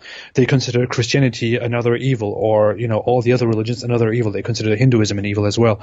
But I don't think that way very obviously. I don't consider Christianity to be a bad thing. I don't consider Hinduism to be a bad thing. In fact, this answers the question of someone who said, if you had to join a religion, which one would that be? I would say it would be either Christianity or Hinduism. So, but even if we think about other ways of living or of believing, I would say, to me, it doesn't really matter that much. If I see someone leave Islam and then dedicate his life to becoming a Christian, I'm happy about that. Mm-hmm. I know someone else on YouTube who's getting bigger and bigger in German, who's criticizing Islam. He's for example someone who left Islam behind and who's now online on YouTube preaching, kind of half preaching Christianity, mostly criticizing Islam. Mm-hmm. Shout out to him, by the way. I like him already. His channel name is Ex-Muslime klären auf in German. His name is Amir, I think, or something like that. But he's a very nice guy. When I look at that person, for example, I see there is so much dedication, so much goodness in this guy's newfound perspective of the world and of life. When I see that, and I think, in my mind, I compare him with that dedication to a very dedicated fundamentalist Muslim, I'm very glad about the way he is right now. And even if you're not that dedicated, even if you're not an apologist or a polemicist or whatever you are doing, even if you are just a normal person who just wants to go a different way in his life, I'm saying this very clearly. If you leave Islam, that is amazing. That is great. Leave Islam. If you become a Christian instead, I'm totally happy about that. If you want to become a Hindu afterwards, I'm totally happy with that. But that part doesn't really matter that much to me. Although I like seeing people go into a different belief or into thinking more actively about these things. But yeah. And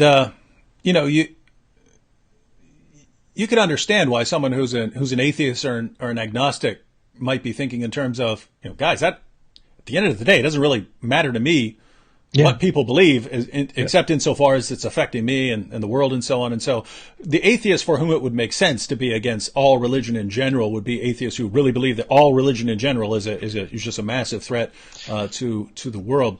But I mean, I've gotten in trouble because, like, I've posted all kinds of comments I've gotten from people who left Islam after watching my videos. But some of them became Christians, and some of them became atheists or agnostics. And when I post them, I would get comments from Christians saying, "What? This guy became an atheist? Why would you post that?"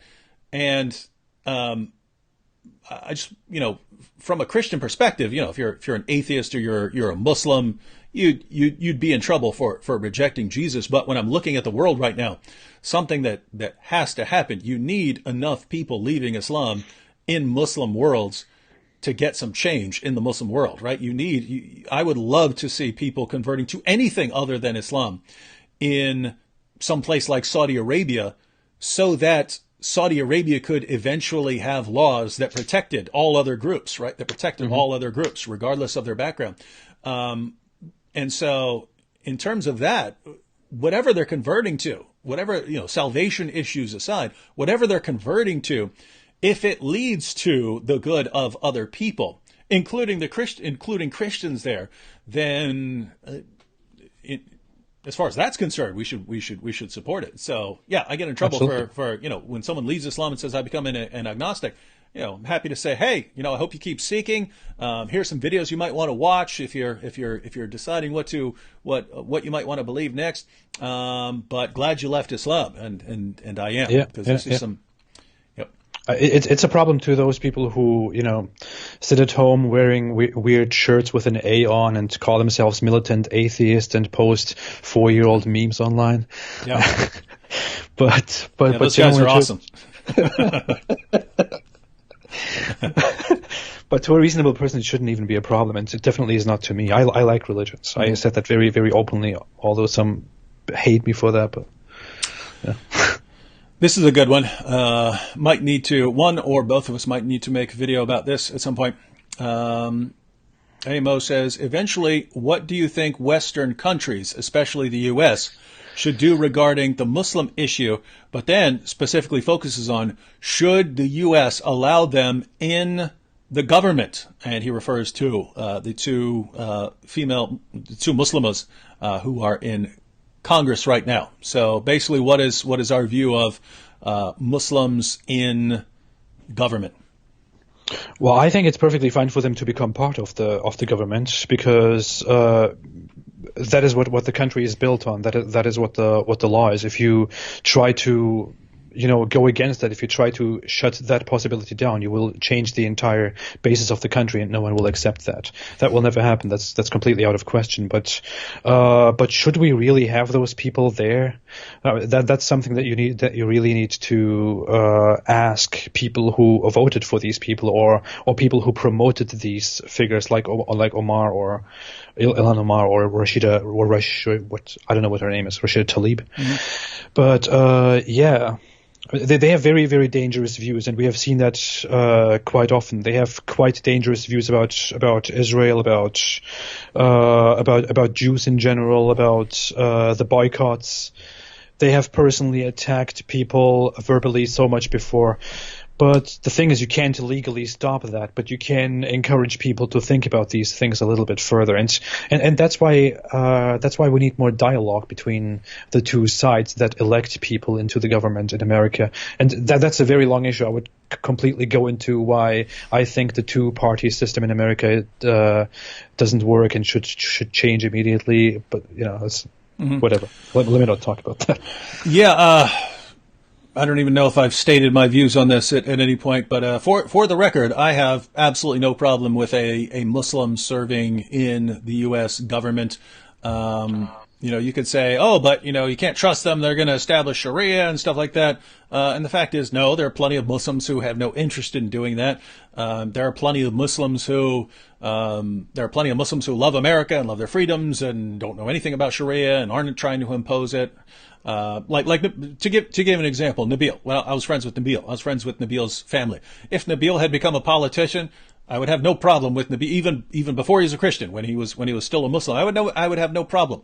I would have no problem with Nabil holding political office. So it's going to come down to the person, right? If the person has bad views, if the individual Muslim has bad views, then obviously there's going to be a problem. If it is a Muslim who does want to impose Sharia, obviously you're going to have a problem there. And it's going to come down to the person.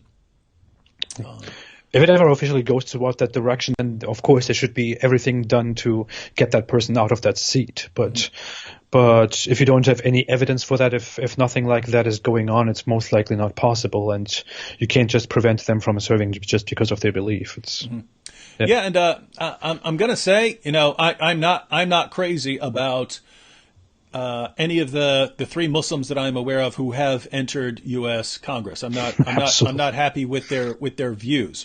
But I am. It is kind of cool that Muslims can become leaders, because it helps refute the idea that everyone is so racist and bigoted, right? It's like Obama, right? I didn't agree with a lot of things Obama said, especially when he was talking about Islam. But I liked the fact that we could have a black president in the United States of America, right? Because it refutes the idea that it's just such a racist place. So look on the bright side. But yes, when you have people with dangerous views, then you expose those views, and absolutely, and those views have a way of coming out over time. That's what's beautiful. I mean, that's what makes the West so different from the Islamic world, for example. This is something we need to be proud of and we need to preserve. David the Goliath here says, David, this relates to what we were just talking about. David, I'm a big fan, even though I'm an atheist. How do you feel that Muslims who leave Islam are mostly becoming atheists and not Christians after watching your videos? I'm not convinced of that. I know there are plenty of people who become atheists after watching my videos and leaving Islam. I'm certainly not sure of the most there, that most of them are becoming atheists, just because I see a lot of comments from people who become Christians after watching the videos. So, but I think as far as the rest of the question, what do I think about people becoming atheists after watching my videos, leaving Islam and becoming atheists? I obviously believe they're wrong about the existence of God. I think they're wrong on that topic, but I'm glad they have left Islam. I think that the world will be a better place if a bunch of people leave Islam. If enough people leave Islam to where we end up with good laws in all countries that protect basic people's human rights and we don't have levels of discrimination, the kinds of levels of discrimination that we see in Muslim countries. I think that, and so as far as getting that, I think a lot of people need to leave Islam in Muslim countries before you can even hope to get that, because you're not getting it when the population of your country is 99% Muslim. You're not going to get the change. It's not going to happen. Yeah, we have the same view about that from just two different perspectives.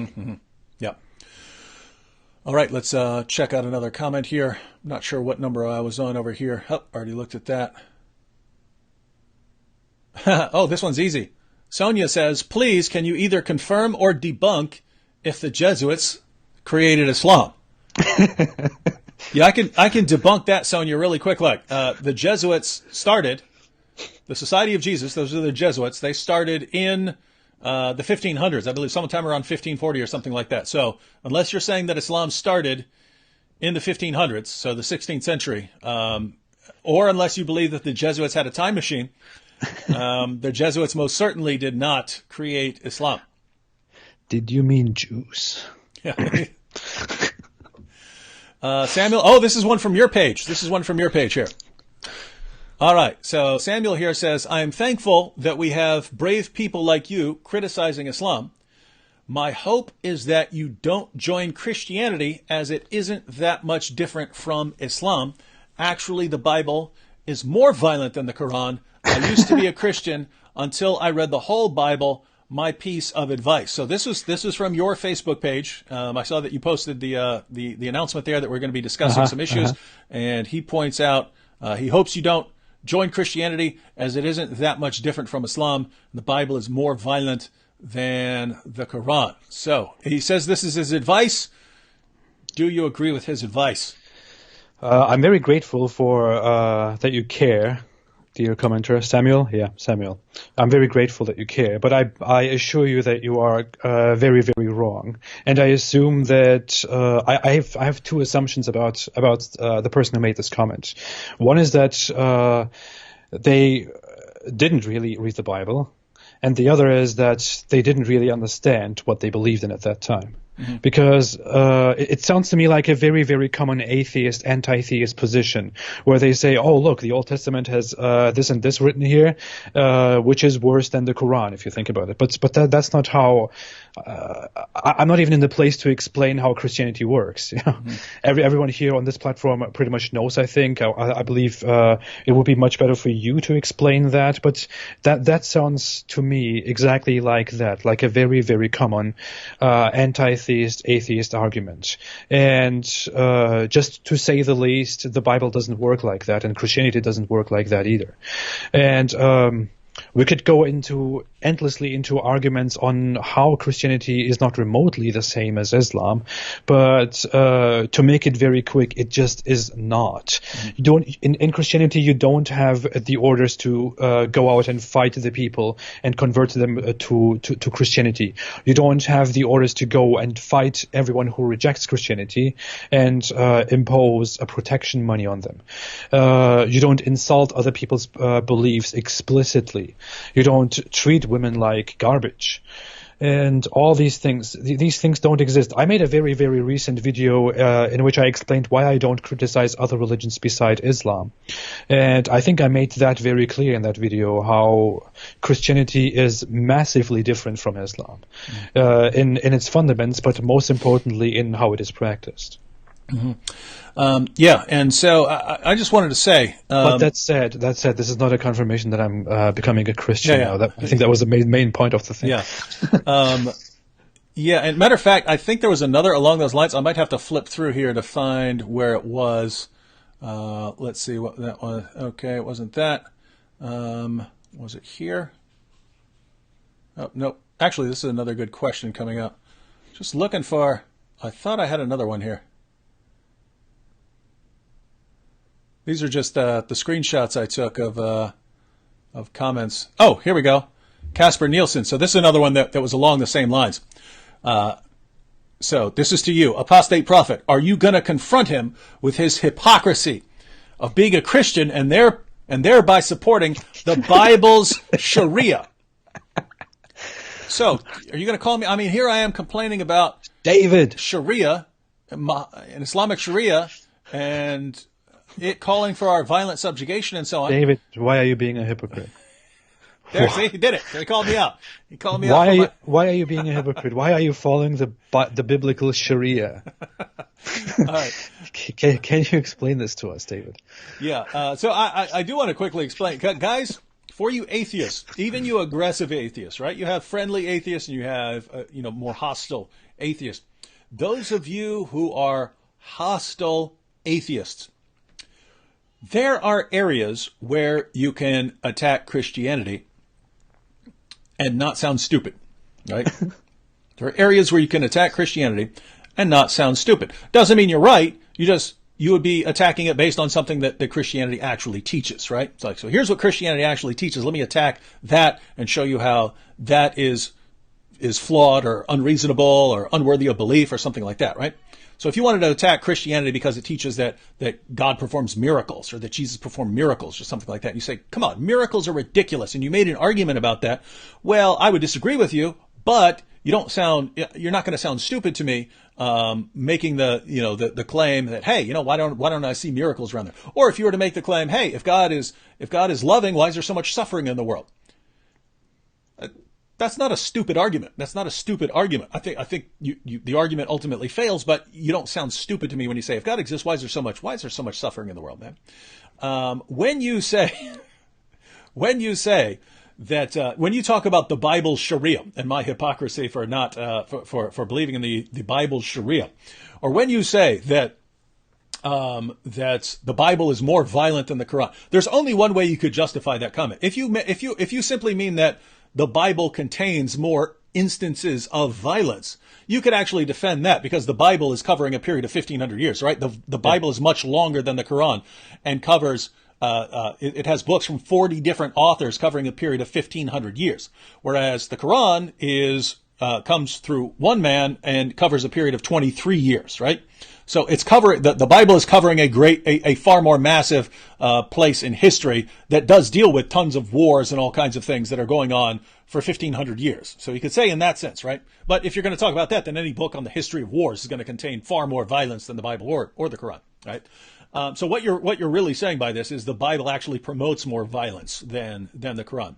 And when you say that to anyone who has any clue what he's talking about, you sound stupid, right? So if you're going to come up with something that, just so you know, and I don't know why more atheists don't know, because this is 101, right? This is like first day of Sunday school. Once they actually start teaching you anything, is you have a distinction between the Old Covenant and the New Covenant. You actually have more covenants than that in the Bible, but generally we put all the previous covenants into the Old Covenant, right?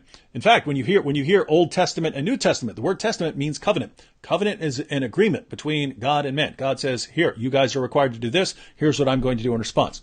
In the Bible, you have recorded a number of God's covenants, a number of God's agreements that he made with various people and groups over the centuries, right?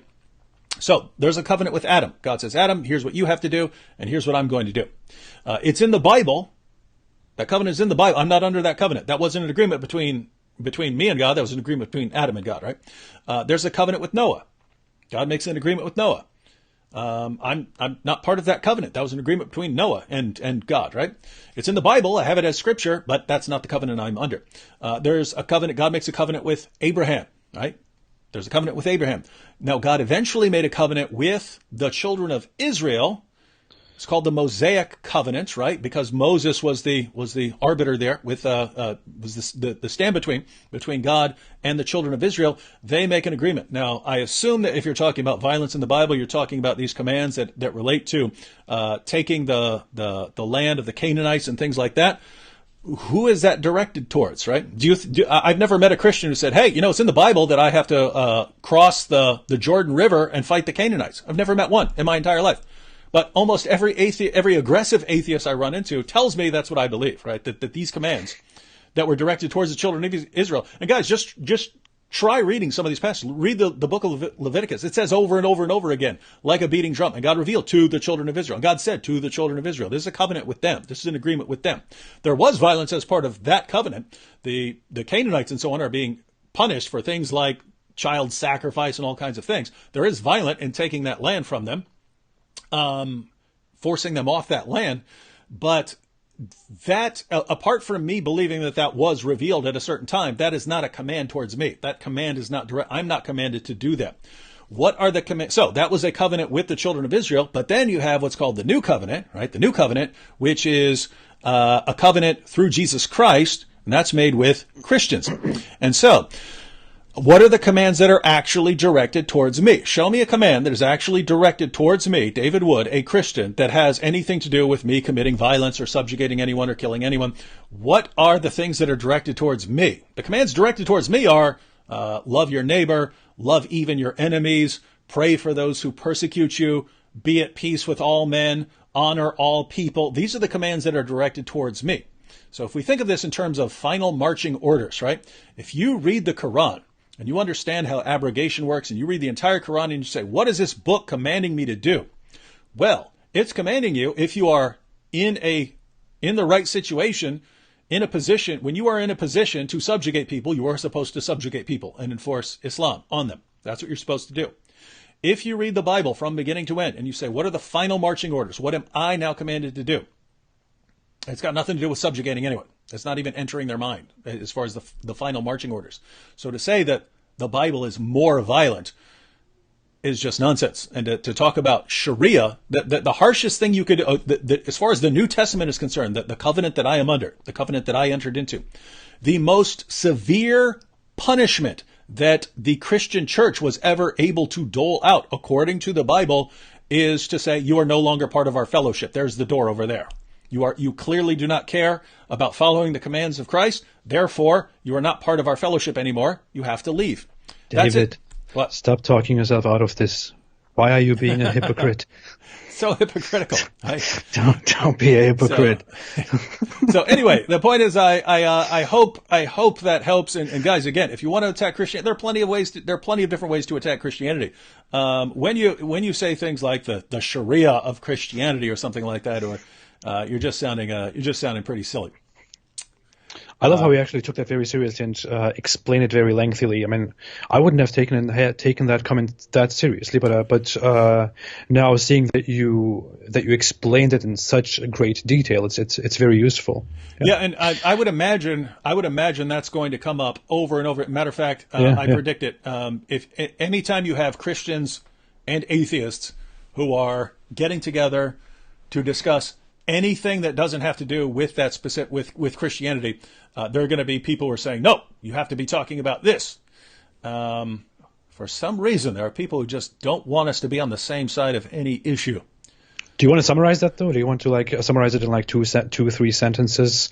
The difference between why biblical Sharia is a weird allegation, and the violence in the Bible versus the violence in the Quran, just to make it very quick, so that we have that. Yeah, very easy. You have all sorts of commands that are directed at all kinds of people in both the Bible and the Quran. What are the final marching orders of both books? What is the takeaway message? Well, in Islam, the final marching orders are subjugate the entire world. The final marching orders of Christians are love everyone and preach the gospel. That's it. So wonderful. Thank you. All right. Clap everyone. Okay, well. Clap everyone. Smash the like button. Mutilate that like button. David, why are you being a hypocrite? What were those? I saw some of the other comments that I thought that I had pulled up that I thought were good. What were those other ones? I don't have them labeled, so I'm just clicking on things that I had taken screenshots of. Some of these are actually good, but we're running out of time here. I kind of wanted to talk. Oh, this one. Yeah. What's that? No. Do. This was So we'll address this one, and then whatever topic you were thinking, if it was something different from this, then we'll go on that. But this one is, what do you guys think about the Shamima Begum situation? Assuming, I think it's Begum, isn't it? I thought it was. Yeah. Okay. Begum. Yeah. Assuming you've heard of it.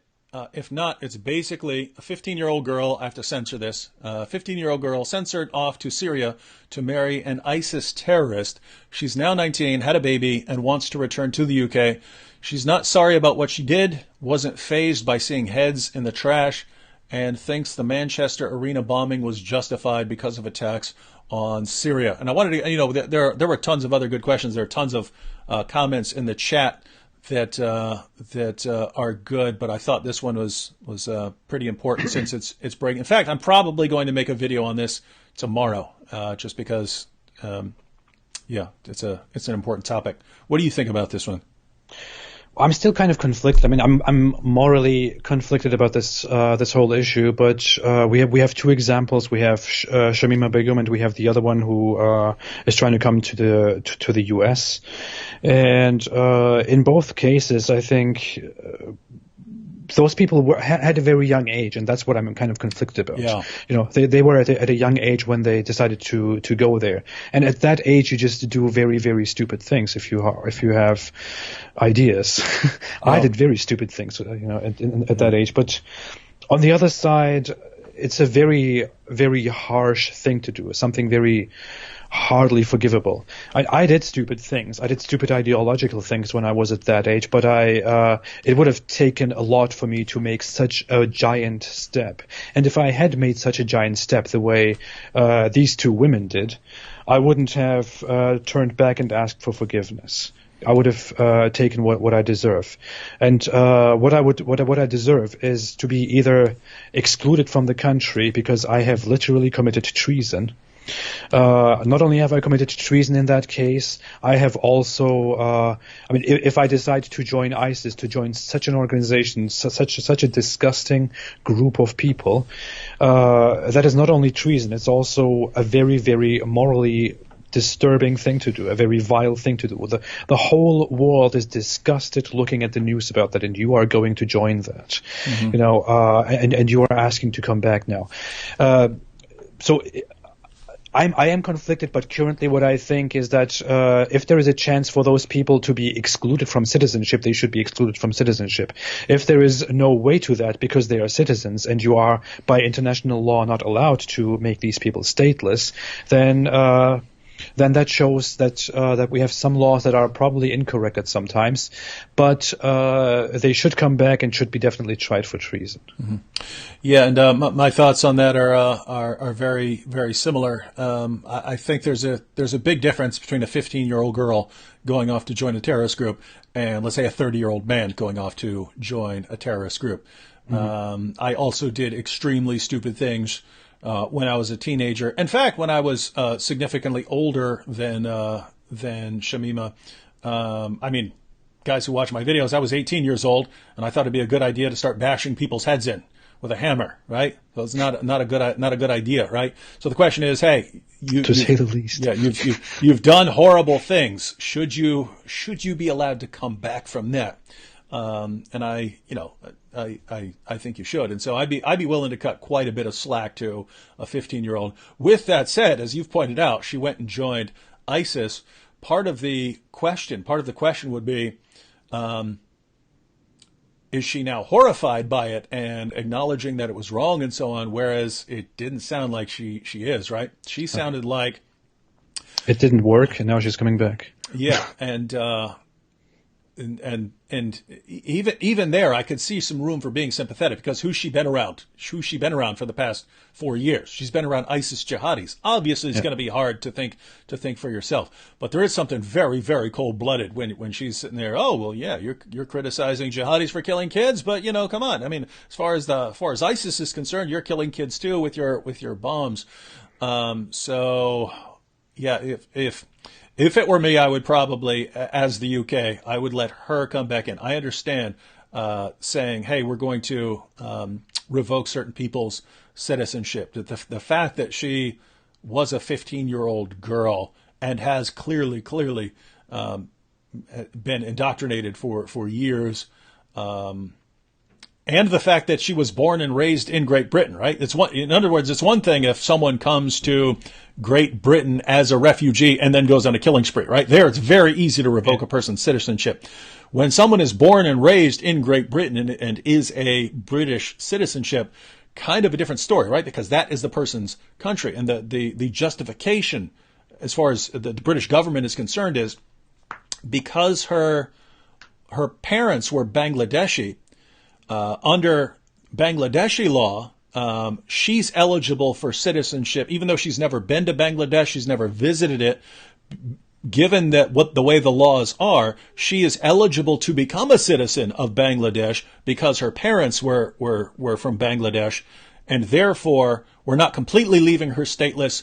She has the option of going and becoming a citizen there, and therefore we can revoke her citizenship because it's required. Just so everyone understands the law here, you cannot leave someone stateless. You can't do that. You can't say I'm revoking your citizenship even though you have no alternative country to be part of. Because where are you going to go? Are you going to go to Antarctica or something like that, right? So, but Bangladesh is saying, what are you talking about? She's never visited here, and we're not going to take her as a citizen. So basically, she's going to be forever in a refugee camp. Again, with that said, she seems very, very cold-blooded, and so no sympathy. I kind of see it. It's more like if you're gonna pull that card and say, okay, we're gonna revoke the citizenship of people. There are worse guys that you should do that to. There are worse people that you should do that to, and you're letting them back into your country, right? In other words, they've let way worse people back into Europe and Great Britain. I think they're targeting her mainly because she was like the poster girl, right? Her and her two friends, when they left, and they had pictures of her and they were posting all over the media. She was kind of the poster child for people who are leaving Europe and heading to the Islamic State to join ISIS. So I think they're being extra harsh on her. With that, so if it were in my hands, I would probably let her back, put her on trial, send her to prison. There is also the fact that she has a baby who, according to British law, is eligible for British citizenship, and the baby hasn't done anything. The baby has done nothing wrong. So if it were me, I would take her back, put her on trial, If she goes to jail, leave the kid with, you know what? I'd like to adopt that kid.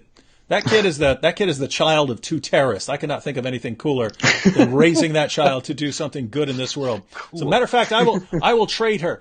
Let me adopt your son, Shamima. Let me adopt your son, and I will fight every day to get you back into the UK, and I will raise your kid as the ultimate counter jihadi, because I just think that would be awesome. Now, with that said, because of the horrible things she's done, and because in her mind the terrorism and so on is still justified, and it seems like her main attitude is, well, we lost, not, hey, this was horribly wrong.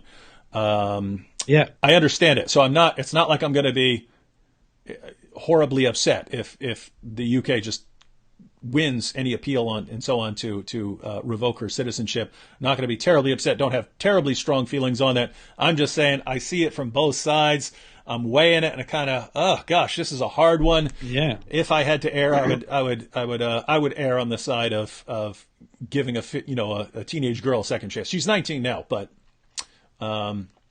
teenage girls do stupid stuff, and they get caught up in some bad situations. And if she could ever come out of that, I would want to see her come out of that. But I don't know. But look, as of right now, looks like she's going to be spending the rest of her life in a refugee camp until something else comes open. To me, the deciding factor is kind of that there is this other woman. I don't know if you have heard of her. I think her name is Joya, I don't know, something like that. She seems to be a former Muslim.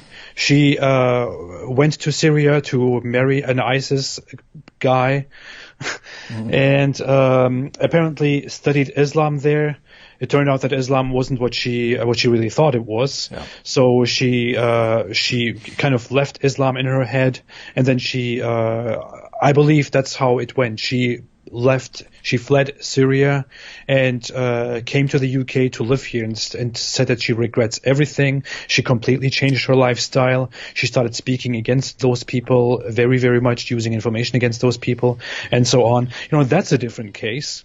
Because you see that something really happened, something really happened that made this person turn their back to that disgusting act of terrorism, and she came back and she speaks against it now. But then you have these two people who are trying to come back to the UK and to the US, but you can't see any regret in their face, and it really only looks like they went to Syria, to ISIS, in order to pledge allegiance and be part of this new terrible state. And because it didn't work out, because this state fails in the long run, they decided now to come back to America or to the UK, and I can't have any sympathy for that. Yeah. So it's a rough call. Again, my position would be, hey, if you have most people like this, if it's someone like that who's like acknowledges, hey, I made a horrible mistake here, there I would say yes, I would be significantly in favor of bringing the person back, assuming the person wasn't already. Assuming the person was an actual citizen already, I would say, don't revoke citizenship over that. Take it back, put the person on trial. But 15-year-old girl, that is rough stuff. Yeah, rough stuff. All right, we should probably be wrapping it up here in a second. There are a couple of short ones. Antichrist. Is that a username? The Antichrist says, "Why do you never question Judaism like Islam?" Who cares? Yeah, okay. You've got how many millions of Jews do you have in the world? How many of them are out waging a violent campaign to violently subjugate me and my family?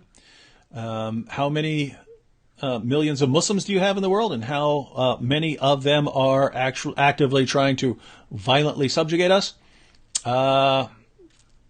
Answer those questions, and I think you'll have your answer. What are there, about 10 million religious Jews in the world? About 10 million Jews in the world by religion. And you're trying to compare that to 1.8 billion Muslims. Hang on. Really, who cares what we think about it? We're gonna get specific right here. Okay. So I think it's 15 million or so. I don't know. Yeah, I thought 17, but you're right. Looks like 15 million. Okay, 15 million among the highest estimates. The highest estimates are around 15 million for the global total of Jews. So 15 million is the high estimate for the number of Jews. And of those, how many are trying to violently subjugate me? how many of those are trying to kill the apostate prophet? Five individuals. So again, I think you have your answer. Or two, I don't know. Maybe it's one. We have to find that person. All right. Well, we still have an endless supply of questions here. And not only that, we still have over 1,000 people who are watching, so it's difficult to cut off. But we'll be doing this again, guys. So if we didn't get to you, wait, you said there was one more thing you wanted to talk about. Did you want to? What if all those 1,000 people are just waiting for us to end the live chat? You know, what if they're waiting just for that? They're waiting. No, there was one thing. I've seen it in the comments come up somewhere. Someone suggested we should talk about it. I don't know if you're aware of this Dutch politician who converted to Islam while he was trying to write a book criticizing Islam. Yeah. And someone asked, genius right there. Yeah. Someone asked, can you please talk about why such people convert to Islam? And I wanted to talk about that a little bit. Oh, good. Go ahead. Well, I would say I didn't even look very much into it. I think his name is Joram van Cleveren or something like that. And when you look at that person, he was part of the far right, or as we call it, far right political party in the Netherlands that is very much outspoken on Islam. The party that is also led or partially led by Geert Wilders, who is a very, very outspoken opponent of Islam and Muslims. He was apparently not very informed about Islam at all. He was just in this because, you know, he felt for it. And when he decided to get into more, to become more academic and to study Islam more and to write about Islam more, to criticize Islam and Muslims, he decided to turn this into a book. But the thing is, look, the problem here is let's not miss the detail. The problem here is that this guy didn't know anything about Islam at all. He didn't have any knowledge about Islam. It gets even funnier. He then passed his notes about Islam, his critical notes about Islam, to a Muslim apologist and presented these things to him in order to expect some responses from this Muslim apologist. And this Muslim apologist said, hey, your knowledge about Islam, you know, your critical knowledge about Islam is actually about Wahhabi Islam, about Salafi Islam. That is a bad version of Islam. Real Islam is not that. I suggest you read these and these and these and these and these books. So the Dutch politician started to read those books, and no one knows what those books are, and then found himself converting to Islam. The detail here is this person never read the Quran. He didn't read the Quran, he didn't read the Hadith, he didn't read any fundamental Islamic source. He listened to a Muslim apologist and took his advice to read some biased books. A Muslim apologist who calls the Salafi Muslims a religion and ended up converting to Islam. So this person was obviously not a person whom you could trust with any knowledge anyway. I mean, if he had completed his book, which was supposed to be critical of Islam, it would have been probably a very, very poor book. So, and this is usually what we see. I mean, this is usually what happens.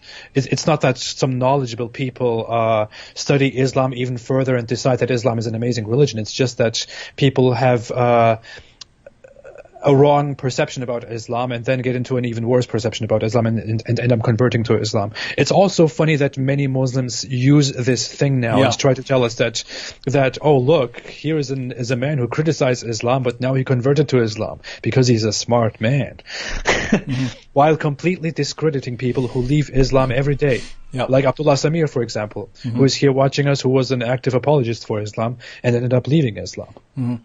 Or Mohammed Sven Kalish, who was the first, I think it was the first professor of Islamic studies in Germany, left. He was a convert to Islam, eventually concluded that Muhammad probably never existed and apostatized. I don't agree with his conclusion, but why is that not even the slightest evidence against Islam for Muslims, right? It's like in Islam, anything is evidence for Islam, right? Yeah. If when Sinead O'Connor converts to Islam, right, a woman who clearly has mental problems and clearly, obviously has no clue what she's talking about, had no clue what Islam teaches, but converts to it. This is the proof of Islam. Or when Lindsay Lohan was talking about converting to Islam, this becomes the proof, right?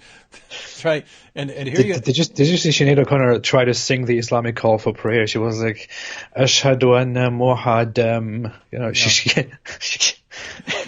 can't even say Muhammad's name, and it's converts to Islam. Yeah, and so basically anyone who converts to Islam, regardless of what they know, right? They could be the least informed person on the planet, but if they convert to Islam, you see there, this proves that Islam is true. What about all these people who spend years studying Islam and defending Islam even, and leave Islam? What does that mean? It's completely irrelevant. That just shows they're being paid by Jews. And this is just some amazing reasoning. And to you Muslims who are watching, why is your religion like this? Right? Why would you say, hey, this guy who clearly has never read a Muslim source, who read a bunch of Muslim apologetics works that were given to him, who didn't bother to critically examine them and converted to Islam, why is this your new proof of Islam? But people who are far better informed and are leaving Islam, that's of no significance at all. Why does Islam produce so many people who think in these terms? I don't know. All right. Because it's very fragile. Absolutely. All right. Well, we should obviously wrap it up here. AP, any final thoughts? I have a question from my side to you. What is that painting in your background? Oh, that? Yeah, let me, you can kind of see that there. Matter of fact, let me see if I can get that. And there, look at that. Notice it's kind of a painting of the Colosseum in Rome. And there are some lions surrounding a mother and a son and daughter. And so that is a painting by Syd Barrett. Oh. Didn't want to give a music lesson here, but Syd Barrett was one of the original members of Pink Floyd. You heard of Pink Floyd? Yeah. Yeah, Syd Barrett was... Are you asking me that? Yeah. So Syd Barrett was one of the founding members of Pink Floyd, but he went insane, right? He already had a propensity to... he already had some mental difficulties, but once they started going around and doing drugs and stuff like that, then it exacerbated his situation, and he started losing it. And so he would show up on stage and be playing a different song that everyone else is playing, right? So they're playing one song and he's playing a different song. Mm-hmm. And so anyway, the guys from Pink Floyd realized that it just would not work out with him, so they eventually had to cut him from the band, and they went on to be to massive stardom. But a lot of their songs are about losing your mind and stuff like that, and they're based on Syd Barrett. So a lot of their songs about going crazy are about Syd Barrett. And I've always been interested in his story because I was like that. I got crazier and crazier and crazier until I became a Christian. And up until that, I was getting worse and worse, like mentally. I was having just delusional thoughts. And I mean, people who've watched the video where I share my story, they've seen. I was thinking like animals were communicating with me, and I controlled the weather, and I was part of an experiment, and everyone was studying me, and everyone could read my thoughts. I was getting more and more nutty, and so I've always been interested in that moment, that time frame where you start losing your mind, and can you come back from that? Anyway, Syd Barrett actually painted that when he was pretty young. His dad left the family, and he sort of painted how he felt, and so that's him and his mom and his sister surrounded by lions in the Colosseum, and so that's how he felt. Anyway, I like the painting because, this is a guy who's losing his mind, and because the Colosseum holds a special place in Christian history, from Christians being tossed to lions there.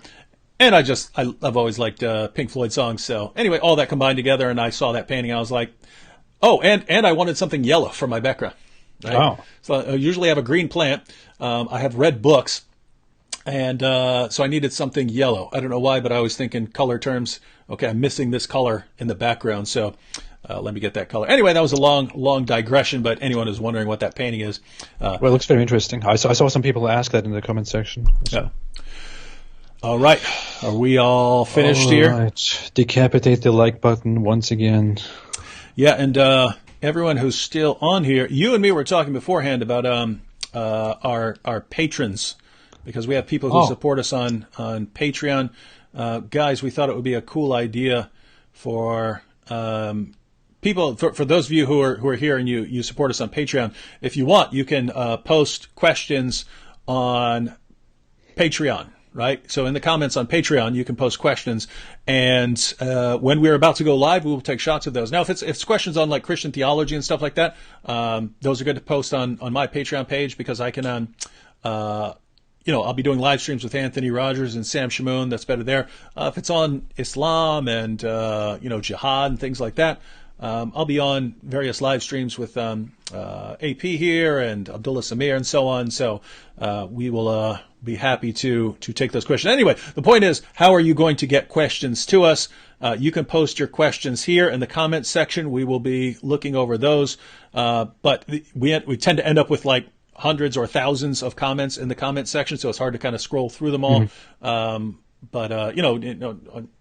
In the Patreon section, so on there, it's far fewer random comments. And please don't start posting random comments there if you have a question you'd like us to address. These are the people who are making it possible for us to do this stuff. So happy to answer those. Other than that, we also try to answer the toughest place is the chat, because they're coming so fast. They're coming so fast that it's hard to zoom in. But we do get to quite a few of them. So anyway, those are a couple different ways you can get questions to us for us to address on the live stream. So if any of my patrons, if you are watching, you can definitely leave a comment about any question you might have, and I will definitely take those comments, those questions into consideration. And if you want to become patrons, David, they can always find your link on your page, and mine is also somewhere around here, hanging around somewhere. Yep. Yeah. All right. So any final words here? Thank you all so much for participating. Thank you, David, as always. We'll be together again here. And David, why are you being a hypocrite? Why are you following biblical Sharia? It's good you called me out multiple times for that. So you can go back to your buddy and say, I called him out, man.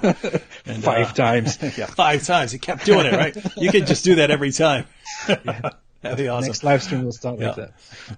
All right, thanks everyone for joining us, and I'll be back either tomorrow or Saturday with Anthony Rogers talking about some Muslim objections to the deity of Christ, and be back. I'll be on Abdullah Sameer's channel here pretty soon, so if you're not subscribed to Abdullah's channel, subscribe there, and most likely be back with AP here next week.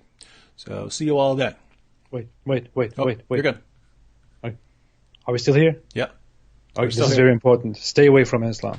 Stay away from Islam. That's actually what I thought you were going to say when I said any final thoughts. I should have thought about that. All right. Catch y'all later.